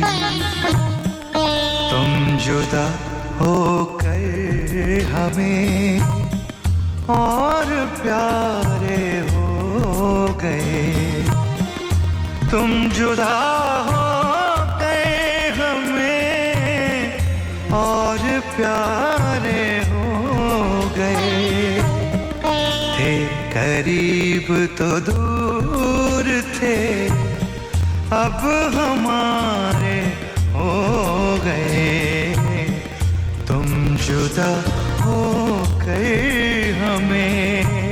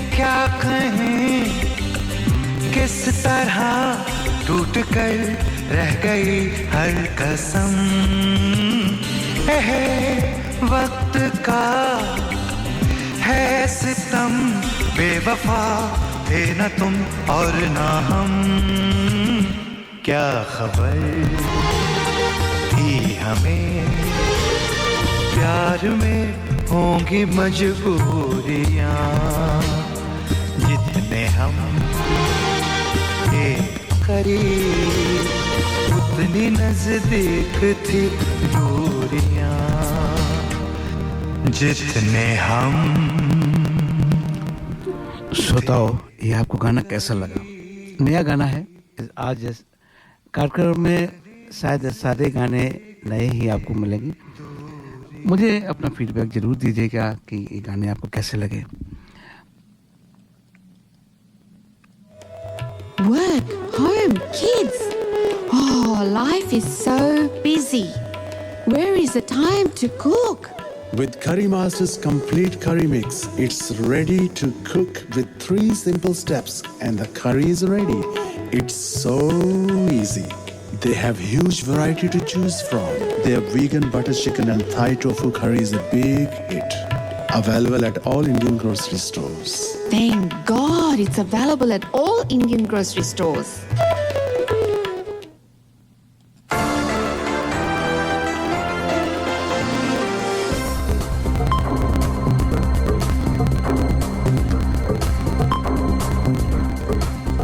कोरोना वायरस से जुड़ी ताज़ा खबरों में आपका स्वागत है। NEMBC मीडिया द्वारा निर्मित मैं हूं यतेंद्र गुप्ता। उत्पादकता आयोग ने अप्रवासी कौशल सूची को खत्म करने का प्रस्ताव दिया है। उत्पादकता आयोग के कुशल प्रवासन प्रणाली में बदलाव का प्रस्ताव दिया है, जिसमें कुशल कमी सूची को समाप्त करने का भी शामिल किया है। कुशल कमी सूची का उपयोग यह निर्धारित करने के लिए किया जाता है कि इन प्रवासियों को कुछ नौकरियों को भरने के लिए ऑस्ट्रेलिया में लाया जा सके। वर्तमान में सूची में 44 व्यवसाय हैं जिन्हें कार्यकाल क्षेत्र के लिए कोविड पुनर्प्राप्ति के लिए महत्वपूर्ण माना जाता है। हालांकि उत्पादकता आयोग के प्रस्ताव में सूची को एक साथ खत्म करने का सुझाव दिया गया है। इससे महंगा और प्रतिबंधात्मक बताया गया है। आयुक्त लीसा ग्रोव ने कहा कि सूची ने प्रवासियों के लिए उनकी योग्यता को मान्यता देना अनावश्यक रूप से कठिन बना दिया है। ऑस्ट्रेलियाई औसत जीवन प्रत्याशा तीसरे स्थान पर पहुंच गई है। ऑस्ट्रेलिया औसत जीवन प्रत्याशा के मामले में दुनिया में तीसरे स्थान पर पहुंच गया है। ऑस्ट्रेलियाई सांख्यिकी ब्यूरो द्वारा जारी किए गए नए आंकड़े बताते हैं कि ऑस्ट्रेलियाई लोगों के लिए औसत जीवन प्रत्याशा अब केवल जापान और मोनाको से पीछे है। जनसांख्यिकी के ABS निदेशक एमिली वोल्टर ने कहा कि यह सर्वोच्च रैंकिंग ऑस्ट्रेलिया में हासिल की है। आंकड़े बताते हैं कि महिलाओं की जीवन प्रत्याशा 85 वर्ष और पुरुषों की 81 वर्ष है। हालांकि इन आंकड़ों से स्वदेशी ऑस्ट्रेलियाई लोगों के जीवन की प्रत्याशा में अभी भी बड़ा अंतर है। 2020 क्लोजिंग द गैप रिपोर्ट के अनुसार जन्म से समय मापी गई जीवन प्रत्याशा स्वदेशी पुरुषों के लिए 8.6 वर्ष कम और स्वदेशी महिलाओं के लिए 7.8 वर्ष थी। ऑस्ट्रेलिया आने वाले महीनों में गीले मौसम का सामना जारी रखेगा। मौसम विज्ञान ब्यूरो द्वारा आंकलन किए गए 7 मौसम मॉडल में से 6 संकेत देते हैं कि ला नीना प्रणाली 2023 की शुरुआत में टूटने से पहले दिसंबर तक जारी रहेगी। हिंद महासागर द्विध्रुव IOD में गिरावट, जो दो क्षेत्रों के बीच समुद्र की सतह के तापमान में अंतर आमतौर पर वर्षा के समय समान मात्रा में वापसी का संकेत देता है। हालांकि ला नीना के निरंतर प्रभाव के साथ उत्तरी और पूर्वी ऑस्ट्रेलिया में औसत से अधिक वर्षा होने की उम्मीद है। पहले से ही अनुभव की गई वर्षा की मात्रा को देखते हुए सामान्य स्तर पर भी ऑस्ट्रेलिया में बाढ़ का खतरा रहेगा। हालांकि भारी बारिश के उत्तर की ओर बढ़ने की उम्मीद है। हवाओं में अधिक नमी का मतलब होगा कि आने वाले महीनों में दक्षिण ऑस्ट्रेलिया में भी भारी बारिश होगी। जीवन यापन संकट की वजह से कई लोगों को भूख या गरीबी का सामना करना पड़ रहा है। नौकरियों के साथ ऑस्ट्रेलियाई लोग भूख या गरीबी से पीड़ित हैं, जबकि राष्ट्र आय संकट, जीवन यापन की बढ़ती लागत और तीसरी ला नीना बात से जुड़ रहा है। द गार्जियन के अनुसार किसी भी दिन ऑस्ट्रेलिया में आधे मिलियन से अधिक परिवार भोजन का खर्च उठाने में संघर्ष कर रहे हैं। उनकी रिपोर्ट से पता चला है कि 1.3 मिलियन बच्चे ऐसे घरों में रहते हैं जहां खाद्य सुरक्षा नहीं है। आधे से अधिक खाद्य असुरक्षित घरों में कम से कम एक सदस्य वैतनिक कार में था। विक्टोरिया और न्यू साउथ वेल्स के खाद्य घाटिया में बाढ़ रहने की लागत में वृद्धि का एक प्रमुख कारण रही है और इसका खाद्य आपूर्ति पर प्रभाव पड़ा। कीमतों में वृद्धि 2023 तक अच्छी तरह से जारी रहेगी। मैं यतेंद्र गुप्ता अधिक खबरों के लिए कृपया अगली बार हमसे जुड़ें। सुरक्षित रहें। ये सूचनाएं आपके लिए राष्ट्रीय जाति व बहुसंस्कृत प्रसारक परिषद द्वारा लाई गई हैं।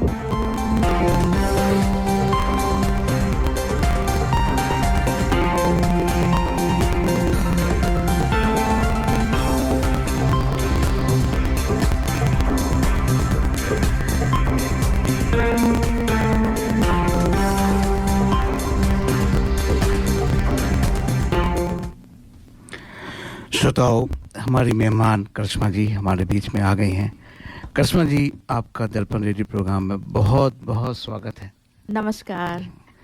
आप सोच रही होंगी कि मैं इतना खुश क्यों हूँ, क्योंकि एक हमारी आपके जब पहले इंटरव्यू में बात हुई थी तो हमने कहा था कि आप स्टेट गवर्नमेंट पार्लियामेंट के लिए लड़ें, तो मुझे बड़ी खुशी हो गई जब मैंने सोशल मीडिया में देखा आपको कि आपको टिकट मिल गया है, तो मुझे बहुत खुशी हुई और मैंने जितनी जल्दी संभव हो सका आपको बुलाया है रेडियो प्रोग्राम में। तो करिश्मा जी, पहले तो हमारे श्रोताओं को आप बताइए थोड़े अपने बारे में, कब आई, क्या हुआ, कैसे कब यहाँ पैदा हुई, भारत में पैदा, ये सब थोड़ा बताइए। मेरा हिंदी थोड़ा कमजोर है, तो मैं इंग्लिश में बोलूँगी। बीच बीच में थोड़ी हिंदी बोलते रहना। ठीक है, ठीक है। संस्कृत बोल देना। मुझे संस्कृत इतना मालूम नहीं है। So I was born in Bengaluru in Karnataka, and my family migrated to Liverpool when I was 4 years old, and that was 30 years ago or so, and we have lived in the Liverpool area ever since. So I have grown up in the area, gone to local schools. I worked in Southwest Sydney as well, and I've been on Liverpool City Council since 2016, so this is my second term. And I have seen all of the changes in the last 30 years in Liverpool, and I think there is so much more that the third CBD of our city can be. Yeah. So if I can talk about your experience so far in politics, how did you find the politics as such? We normally heard for ladies, a lot of things. How you find as a lady that how the Labour Party or the politics as such is faring with you? So I never intended to, I guess, become a politician per se. I first started getting involved because I had complaints. And I thought, rather than just expressing the complaints, I want to be part of the solution. I mean, your own complaint, your personal complaints. Yes, there were things that I saw. You had your own personal complaints. That I saw things in the area that I thought, why is this happening? We can do better, or this should or should not be happening. And I thought, rather than just expressing these complaints, I should be involved as part of the solution. That's right. So I then started to, get more involved in, going along to meetings or, speaking to elected representatives and things like that. And my experience has been one of encouragement. So when almost 10 years ago now, the current local member for Liverpool, Paul Lynch is his name, he came to me and said, you've been very involved in the local meetings. You speak up when you have an opinion. Why don't you consider running as part of the ticket for council? And I thought, I don't know what's involved in that, and even though I wasn't sure, I said, okay, this is an opportunity. This is a chance to find out what this means. And so like that, there have been many mentors and many supporters who have encouraged me for a long time. That said, your point is a very valid one. There are moments where it's very obvious that you're not a recognizable face, or you're not a traditional face in politics. So there was one event where I was with senior members of council staff, and we were, we were attending this event, and one of the council staff said to a local business person, "Let me introduce you to the councillor," and they looked at the person in the suit next to me. And so, that shows that still faces like ours, whether it's women, whether it's people from a different cultural background, we don't look like the stereotypical politician in Australia as yet, even though our community is growing so much. That's true.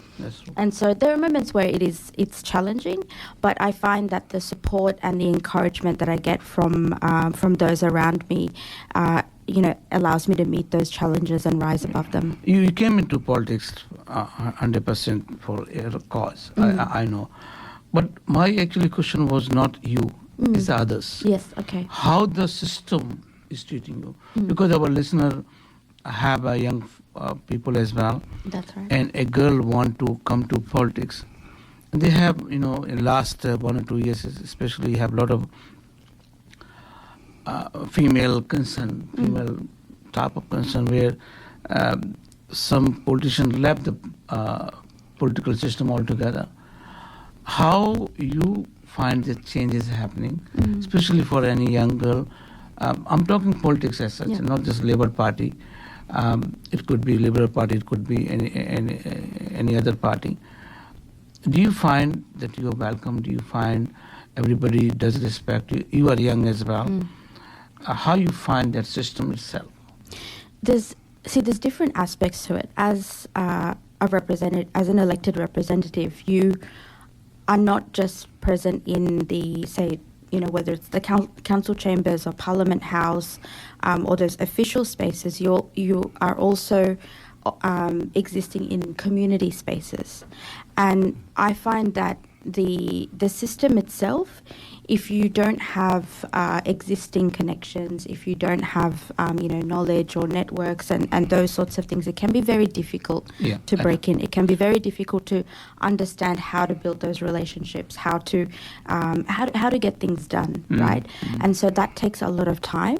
But in the community spaces, that's where I feel so welcome, right? So a few years back, I was attending a function for a local community, and I attended with one of my colleagues from council, and there was this young girl who was sitting with her mother, and she kept looking at me, this young girl, and she for a few minutes she whispered to her mother, and then after a small while she said, "Mum, that's the lady from the posters." Oh. Right, and I thought that was so touching, because she was excited. Yes. And I think as people see, faces that look like them, as people see people with experiences that they can relate to, they feel more welcome in those political spaces. Right. So in the community, that's where we start. That change we're starting to see in politics. So if you look at, for example, the federal Parliament, it's the most diverse it has ever been in the history of Australia. We have so many new members of Parliament who are from various different backgrounds, whether it's refugee backgrounds, migrant backgrounds, professional backgrounds. There are people that actually are starting to look more like the communities that they represent.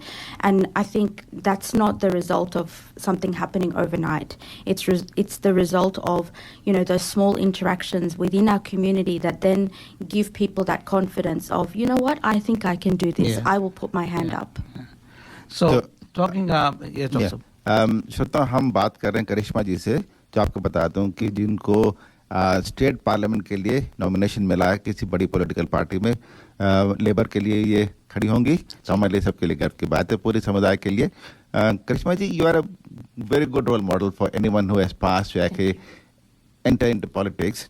Okay. Thank you. So because you came from background, you had no mentor, no godfather, okay, and you actually just went up the ladder slowly. Yes. So someone actually wants to follow your footsteps. What are the steps they should take?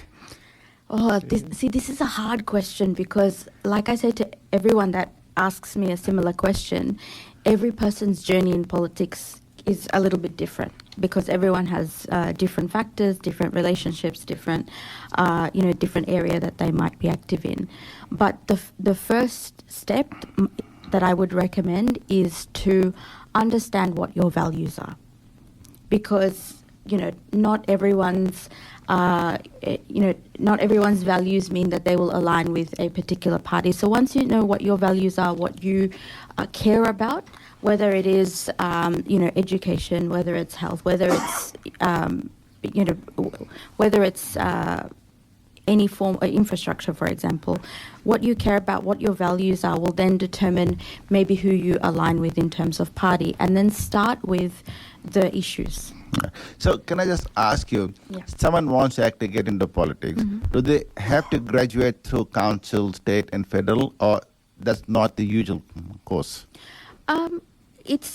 It's mixed, right? So some people have that journey of, first representing their community at a council level or a different level.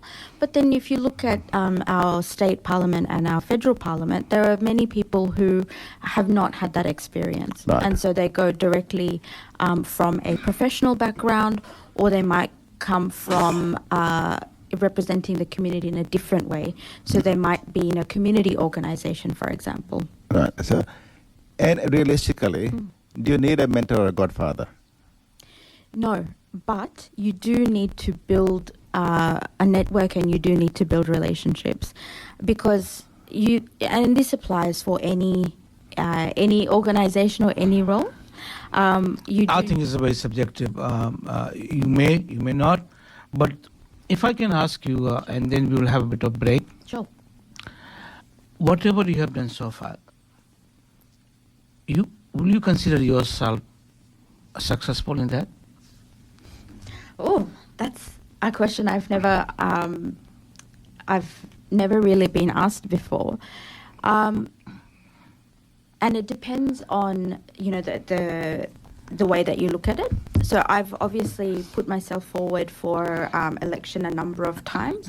There have been a number of times where I have not succeeded in becoming elected, but I don't think that would be called a failure. Right? So I think I have succeeded in advocating for my community, which was my fundamental goal. So I consider success is not that achieving your result. Success is, have you given your 100%? Exactly. And because the outcome depends on a number of other factors which may not be under your control at all. That's right. This is the bottom line. But as far as you feel, this is about you, that yes, I feel so successful. Yes, I could make some change in the, even in thinking of the approach itself will make a big impact, because the political thing, the impact on society is a very long road. That's right. Sometimes you do some small thing which give the outcome, like you have you seed a plant, the fruit will come when the time will come. Yes. But you were successful in planting the tree. This is how I look at it. That's exactly right. And I absolutely agree with that. It's very good. So let's have a small break. Sure. I'll एक अच्छा सा आपको गाना सुनवाते हैं, and then we'll resume again.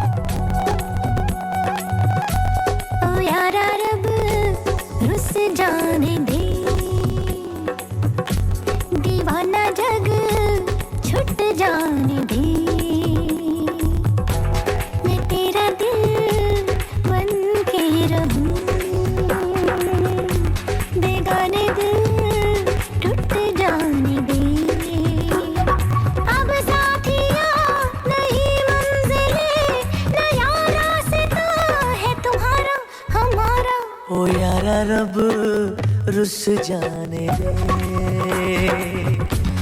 दीवाना जग छूट जाने दे मैं तेरा दिल बन के रहूं बेगाने दिल टूट जाने दे अब साथिया नई मंजिलें नया रास्ता है तुम्हारा हमारा ओ यारा रब रुस जाने दे हाय दीवाना जग छूट जाने दे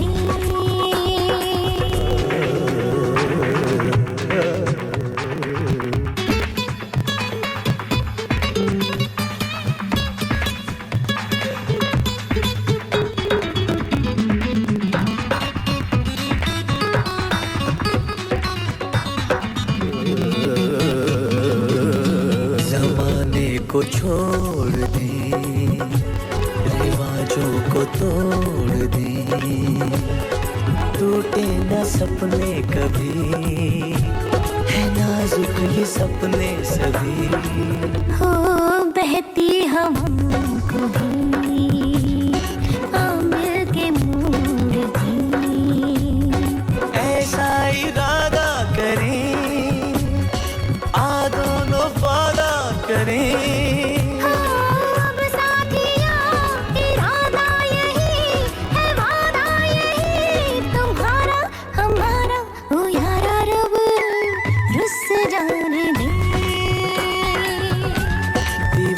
जग छूट जाने दे मैं तेरा दिल बन के रहूं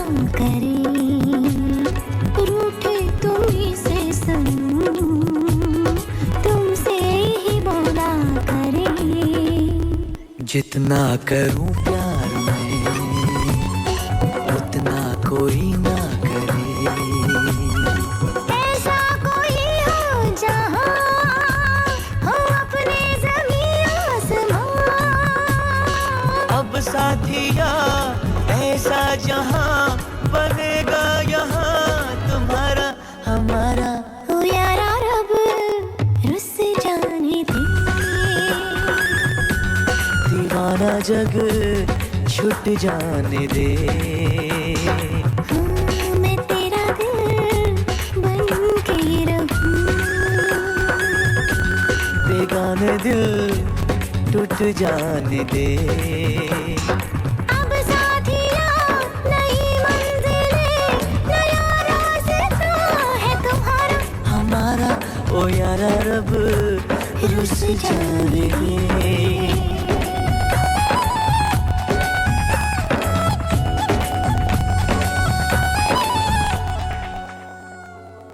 Are you looking for personal or business tax or self-managed super fund account and audit, formation of association, company or trust, cloud accounting with payroll solution with fixed prices?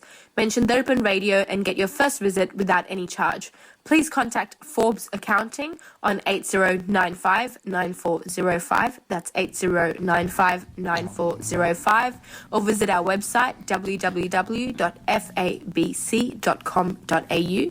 Our address is Suite 1, 168 Burwood Road, Burwood. Forbes Accounting and Business Consultants are proud sponsors of Darpan Radio.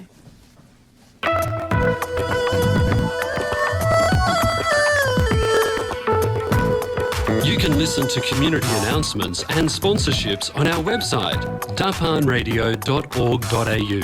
आप हमारी सामाजिक सूचनाएं और sponsors के संदेश हमारे website darpanradio.org.au पर देख सकते हैं। तो श्रोताओं, हम अपनी करिश्मा जी से वार्ता दोबारा शुरू करते हैं। करिश्मा जी, जैसे कि पहले ही हमने बोला है कि आपका जो अभी अचीवमेंट है ना, आपको आपकी पार्टी लेबर पार्टी ने लिवरपूल से आपको टिकट दिया है, ये अपने आप में मैं समझता हूँ बहुत बड़ी बात है. बीइंग यंग, आपने कुछ ना कुछ तो प्रूव करा होगा पार्टी को भी, आपने अपनी कैंडिडेसी को जस्टिफाई करा होगा, राइट. और साथ साथ में मैं ये मानता हूँ कि जो पब्लिक है, एक तो पार्टी ने आपको देखा है और पब्लिक ने भी आपको देखा है, and they must have found कि आप वाकई में एक अलग पॉलिटिशियन, एक अलग आपके अंदर एक जज्बा है जो आप डिलीवर कर पा रहे हैं, लोगों के सुख दुख में आप खड़े हो पा रहे हैं. तो मेरा क्वेश्चन यहाँ से शुरू होगा कि जब पार्टी ने आपको बोला, जब when you got the first news, what was your reaction through? The first two responses were gratitude, because it's not just about the party, but it's about the support of the members. It's about support from the local representatives and the community as a whole. You're absolutely right. This opportunity would not have come if there was not support from both the membership as well as the local members. So first was gratitude, and second was excitement, because I think there are so many issues and challenges facing not just my area but this state, and for me to have the opportunity to represent that community to try and address these challenges is something that's very exciting. Yeah. I think जो Liverpool area है, it got its own character of issues such as unemployment. आपको वहाँ पे crime का भी, जब भी मैं जैसे लिवरपूल स्टेशन की तरफ गया, I found very excessive police force of the station, which you never, आपको I don't know, even parameter में भी नहीं मिलेगा. तो जो आपके इशू होंगे, आप किस बात के लिए, कल को कोई आपसे पूछता है कि भाई व्हाट इज योर एजेंडा, आप क्या करोगे, तो what is your answer for that? I have maybe three issues that are probably top of mind. First, as you mentioned, there is an issue around unemployment and making sure that we have a pathway for our young people especially. In Liverpool, we now have the Health and Education Precinct. It is the biggest health and education precinct that exists in the Southern Hemisphere. We also have 3 universities that are based in our CBD. So this allows our young people to have that pathway right from primary school through to high school, then now to university, and then into highly technical jobs of the future. So we also have the airport that is coming from we were supposed to have takeoff from 2026, which is 3 years away almost. So what we want to see is how not only we have these sources of jobs, but how we get our residents to these places. So one of the things that I will be trying to push for is having a high-speed connection between, say, Liverpool CBD and the incoming airport. Okay. So there's a corridor. What exactly that looks like, that is up for discussion. But we need a fast corridor that will get our residents from Liverpool into the new airport, so that they can actually access those jobs in a whole range of industries. So it's not just in in the aeronautical space, but in terms of advanced manufacturing, in terms of agribusiness. There's a whole range of different industries that are coming up in this new airport zone. And we need access to those jobs. So that's, one really big issue. The second is how, in terms of how we meet the growing demands of our community. So Liverpool is the Southwest Sydney region is one of the fastest growing regions in not just New South Wales, but in the entire country. And yet, and yet when we look at the delivery of essential infrastructure, roads, schools, hospitals, all of the people move in, and then slowly some of this infrastructure comes in. We need to do things a better way so that our families, our residents are not left without this essential infrastructure for the first few years of moving out into these regions. So that would be one of my biggest priorities as well. And the third would be how we ensure the economic development of our region. So how are we going to ensure that we learn from the mistakes of COVID? Southwest Sydney was the hardest hit region in New South Wales during the COVID restrictions and lockdowns. And some of our local businesses and communities have not recovered yet. Really? There's still quite a lot of flow-on effects from the COVID restrictions and lockdowns, and we need to make sure that our communities are not further left behind when it comes to those sorts of things. So, for example, my background is in mental health, and we know that the lockdowns and the restrictions and COVID in general had a big impact on people's mental health. What we don't want to see is the same issues that were very apparent during the COVID pandemic in our health system to be repeated in our mental health system. So we need to make sure that we learn those lessons, we change the system, and we address the challenges at the very core of the problem rather than trying to resolve it. In my opinion, if I may suggest, just suggestion from my part, because at least I'm like your constituent, though I'm not in that, but at least I can. Sometimes the solution come in a different environment, The whole environment has changed since COVID has happened. That's right. Australia has got really no option but to build some manufacturing here. We have no option really. We have to have self independency in manufacturing and business part. The way China has treated us badly and is still treating us badly is not acceptable. And an area like yours is so critical. At the moment, I believe a lot of people are on a government support system, one way or other, which is not good. So somehow, would you favor that all those youth should be force is very harsh, but somehow they should be directed that if you're getting some government funding for your living, they should work. What is your opinion on that?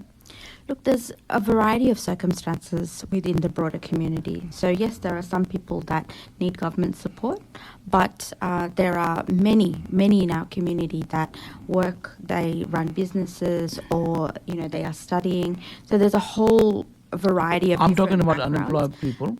Yep. So in terms of unemployment, I think you need to have those opportunities there. So what I was saying in terms of having that pathway, there's no use educating our young people if there's then no opportunities or no way of accessing those jobs. So you're right. We do need to rebuild our manufacturing industry locally, which is why one of Labor's policies is to return some of that manufacturing of some of our key transport infrastructure back to Australia.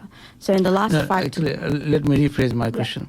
So suppose you have 10,000 youth who are in support system, what you call new job is or something, or they keep on changing the name.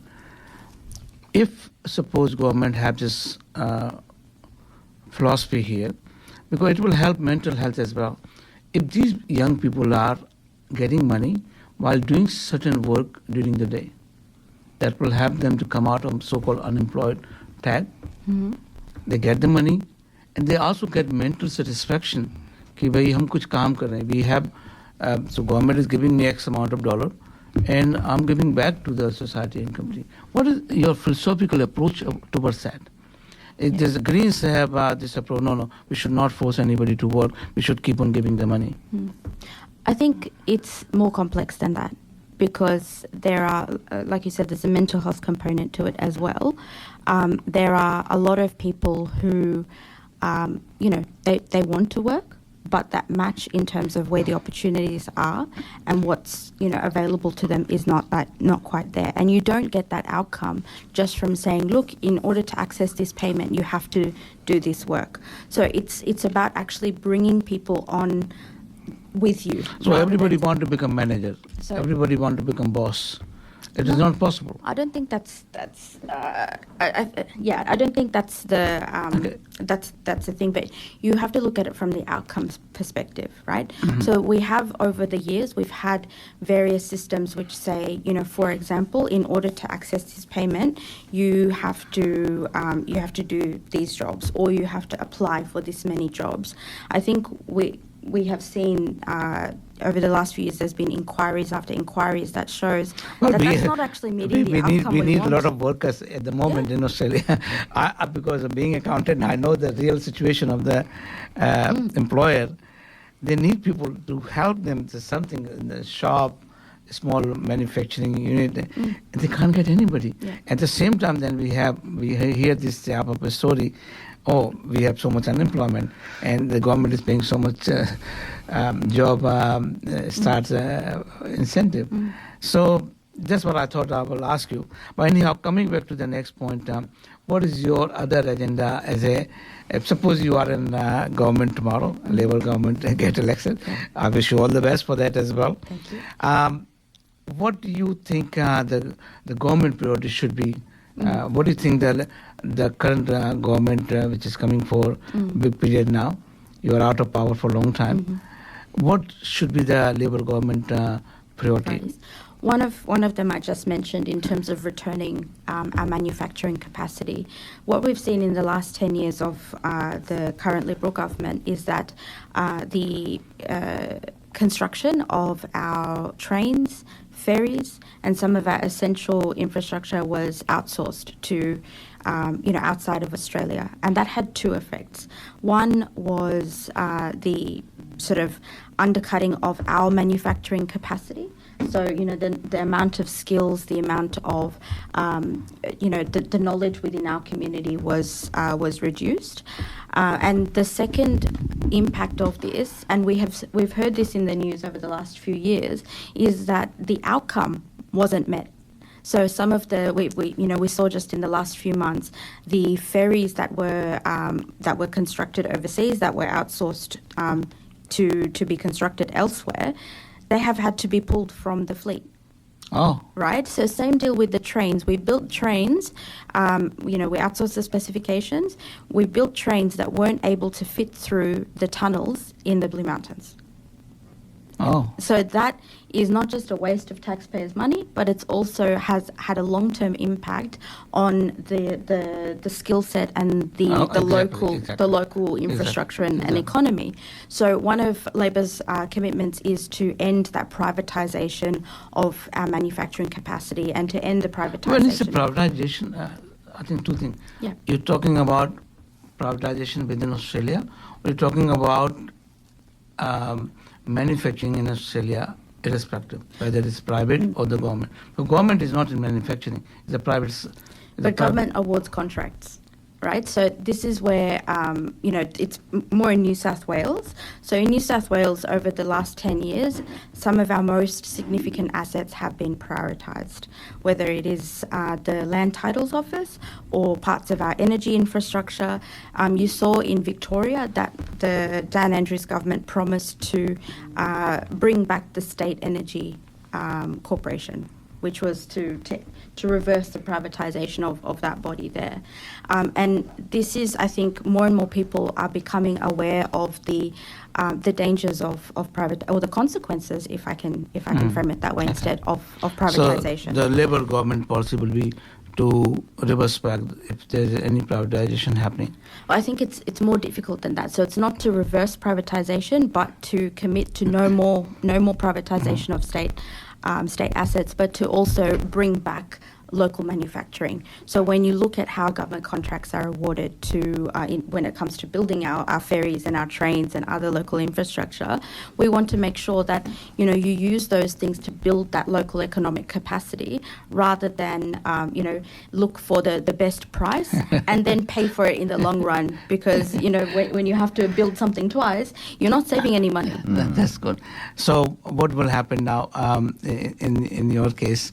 I'm pretty sure the way the Labour government will behave when they need people like yourself, how our listener and your constituent can help you in your journey and to see you as a proud member of Labour Party from Liverpool. Sure. Well, the first is if you live in the Liverpool constituency, you can vote Labour, you can vote for Charishma Kaliyanda, and that would be the best way to support me. But I think beyond. But also you need like some absolutely volunteers to help you on the way. Yes. The election will be in March, if I'm not wrong. Yes, that's right.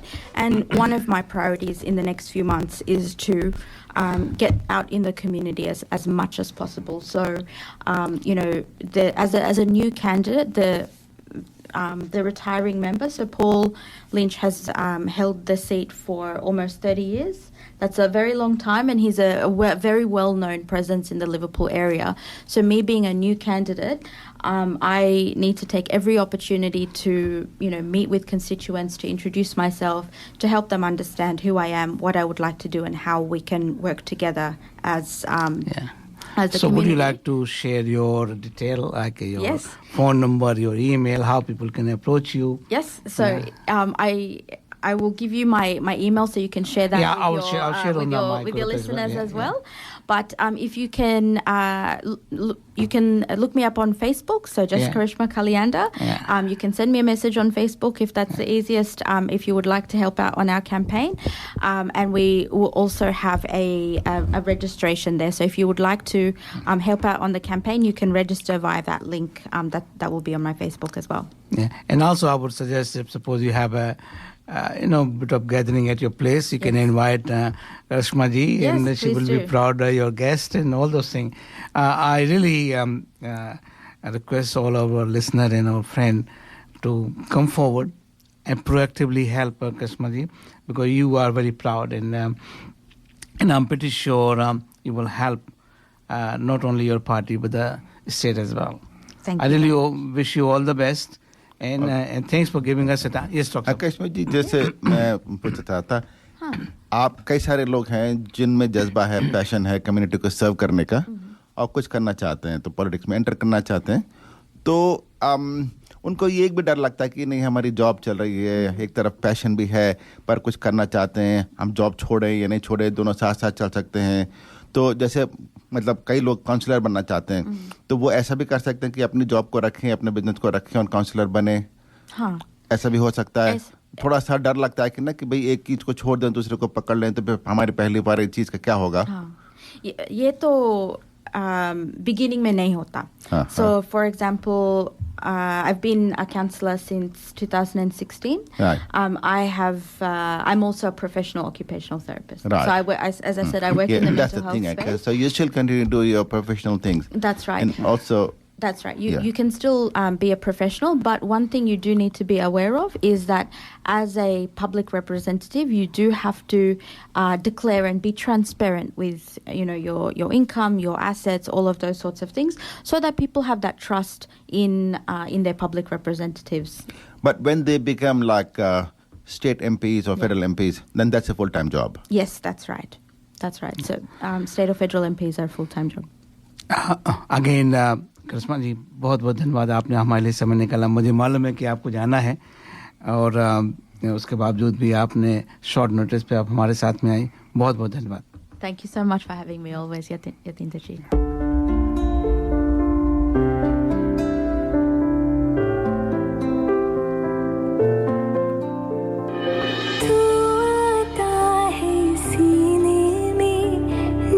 जब सांसें भरती हूँ तेरे दिल की गलियों से, मैं हर रोज गुजरती हूँ.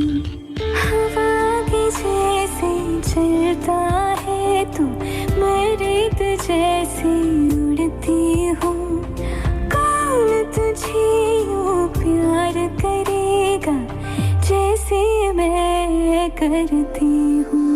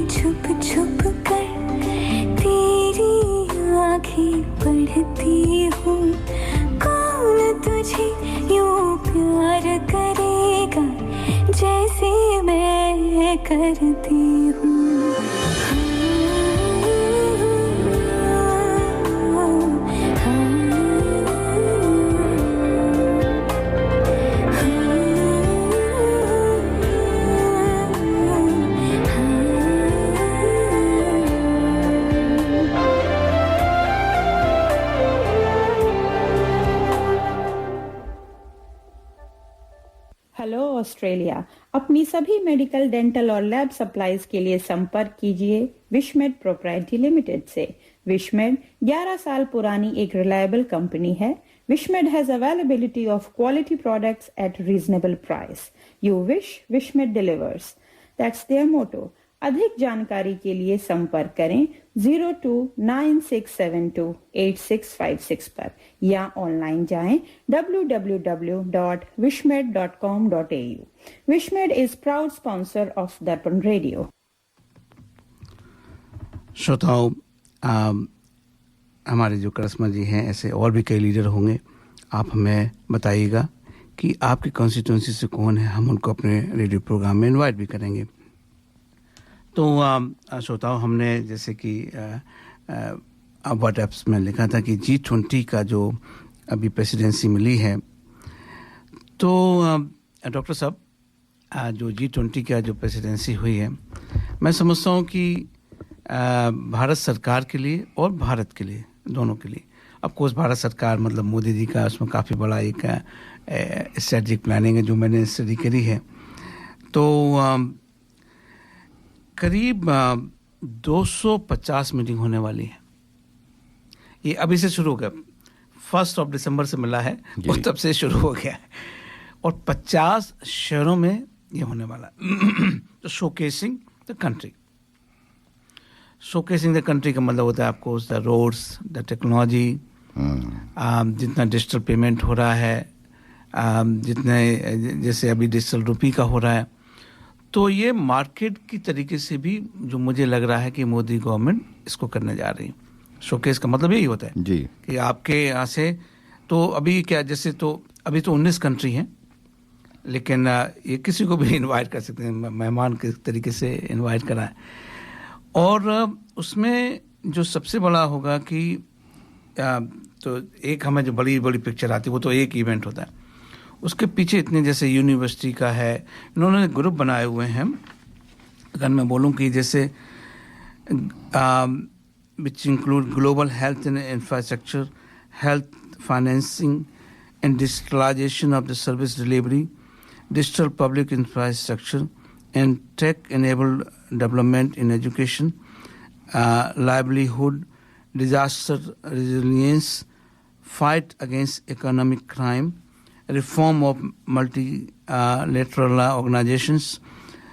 तो ये रिफॉर्म की भी बात कर रहे हैं, और एक्चुअली ये क्या कर रहे हैं कि पॉलिसी ऐसी बना रहे हैं कि जहाँ पे ये रूल अब बनाए। तो अब भारत अभी तक सबसे लेता था कि भाई ये करो वो करो।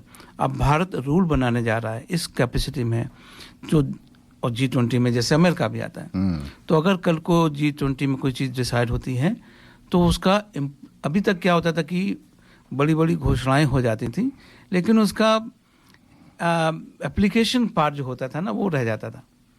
अब ये क्या कर रहे हैं कि जो बाली में भी हुआ है इवेंट, उसके जो भी डिसीजन हुए हैं उसके ऊपर ये एक्ट करने वाले हैं। तो दे विल इंश्योर कि वो अप्लाई हो रहे हैं। वो एक अपने आप में बहुत बड़ी चीज़ है। और फिर ये अपनी पॉलिसी बनाने वाले हैं, क्योंकि इसके बाद में फिर ये ब्राज़ील में होने वाला है, फिर साउथ अफ्रीका में होने वाला है। तो ये एक बहुत बड़ा इफेक्टिव फोरम बनाने की कोशिश कर रहे हैं भारत का और ये सरकार, not just talk and go home.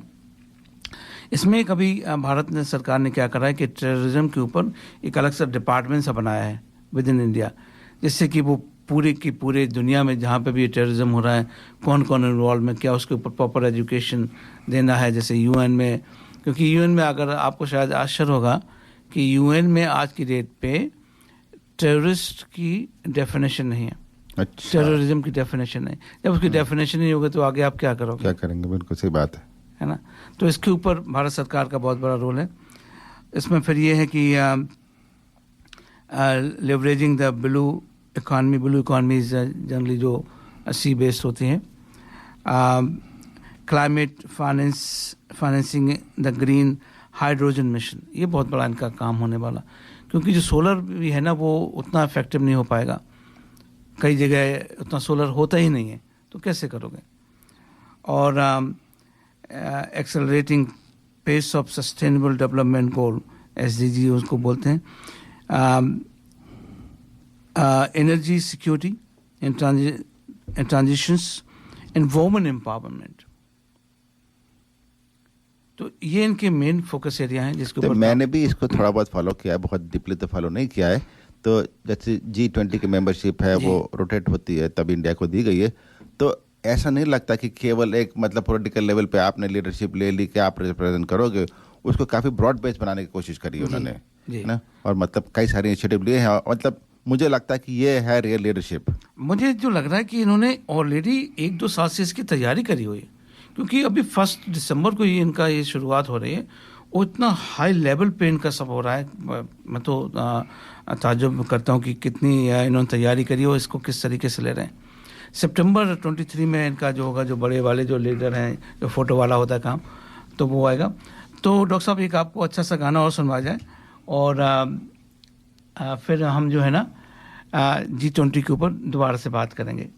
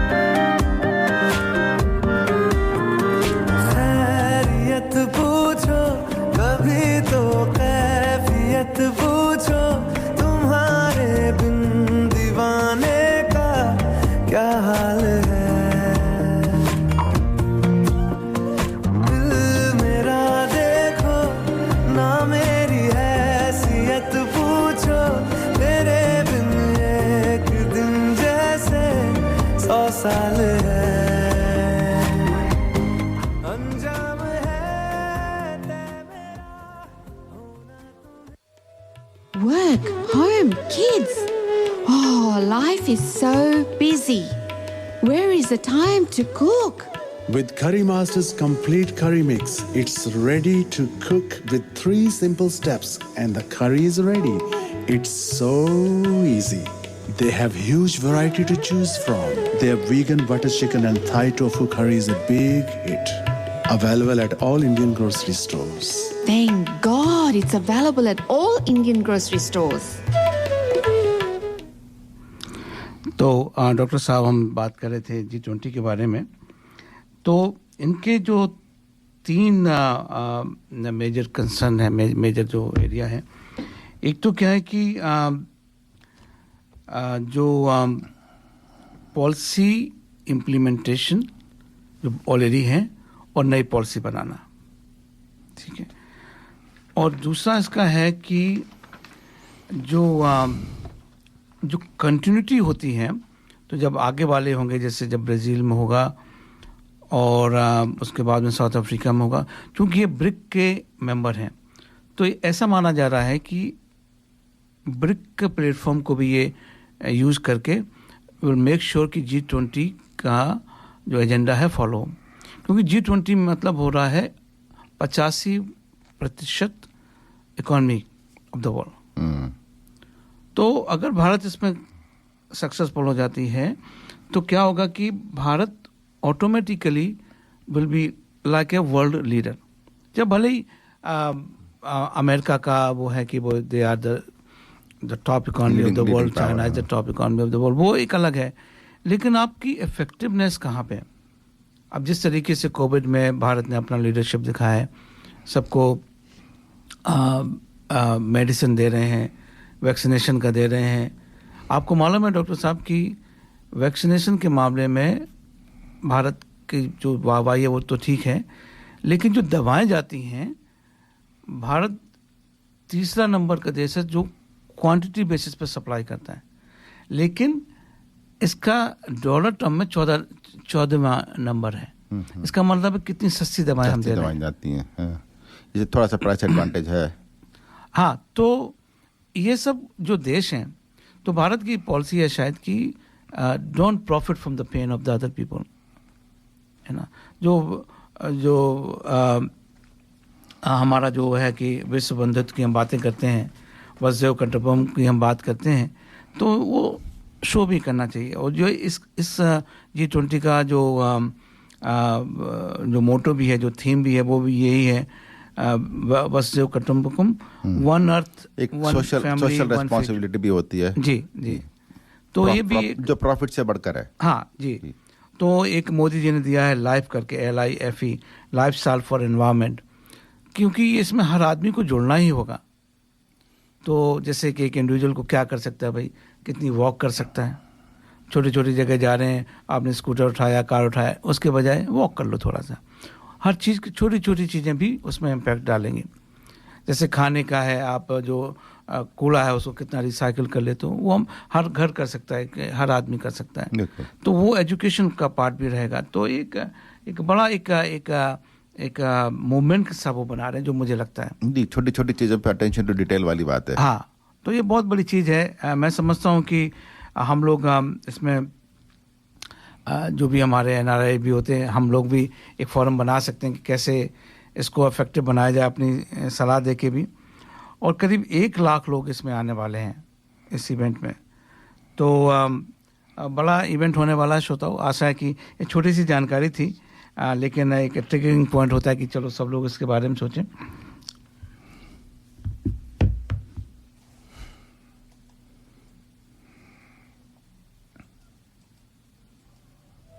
Work, home, kids. Oh, life is so busy. Where is the time to cook? With Curry Master's complete curry mix, it's ready to cook with 3 simple steps and the curry is ready. It's so easy. They have huge variety to choose from. Their vegan butter chicken and Thai tofu curry is a big hit. Available at all Indian grocery stores. Thank God it's available at all Indian grocery stores. श्रोताओं, जैसा कि हमेशा होता है, आज हमारे doctor साहब कह रहे थे कि भाई 2 घंटे में का सामान है क्या, तो लगता है आज फिर 2 घंटे कम पड़ गए डॉक्टर साहब। कैसा लग रहा है आपको? क्योंकि जब इंटरव्यू वगैरह होता है तो हाँ, जब खासतौर पर जब इंटरव्यू होता है, मुझे लगता है कि फिर भी मैं करिश्मा जी को पूरा समय नहीं दे पाया, काटना पड़ा कई बार उनको।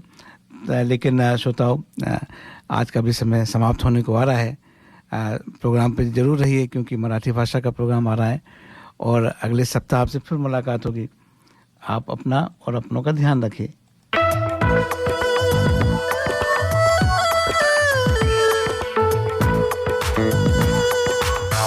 You have been listening to The Hindi Show. Join us next Sunday to contribute and provide feedback on anything you heard today. Contact us on feedback@darpanradio.org.au. आप सुन रहे थे हिंदी कार्यक्रम। हमें हर रविवार सुनिए सुबह 9 बजे से। अपने विचार भेजिए आज के कार्यक्रम के बारे में। ईमेल कीजिए feedback@darpanradio.org.au।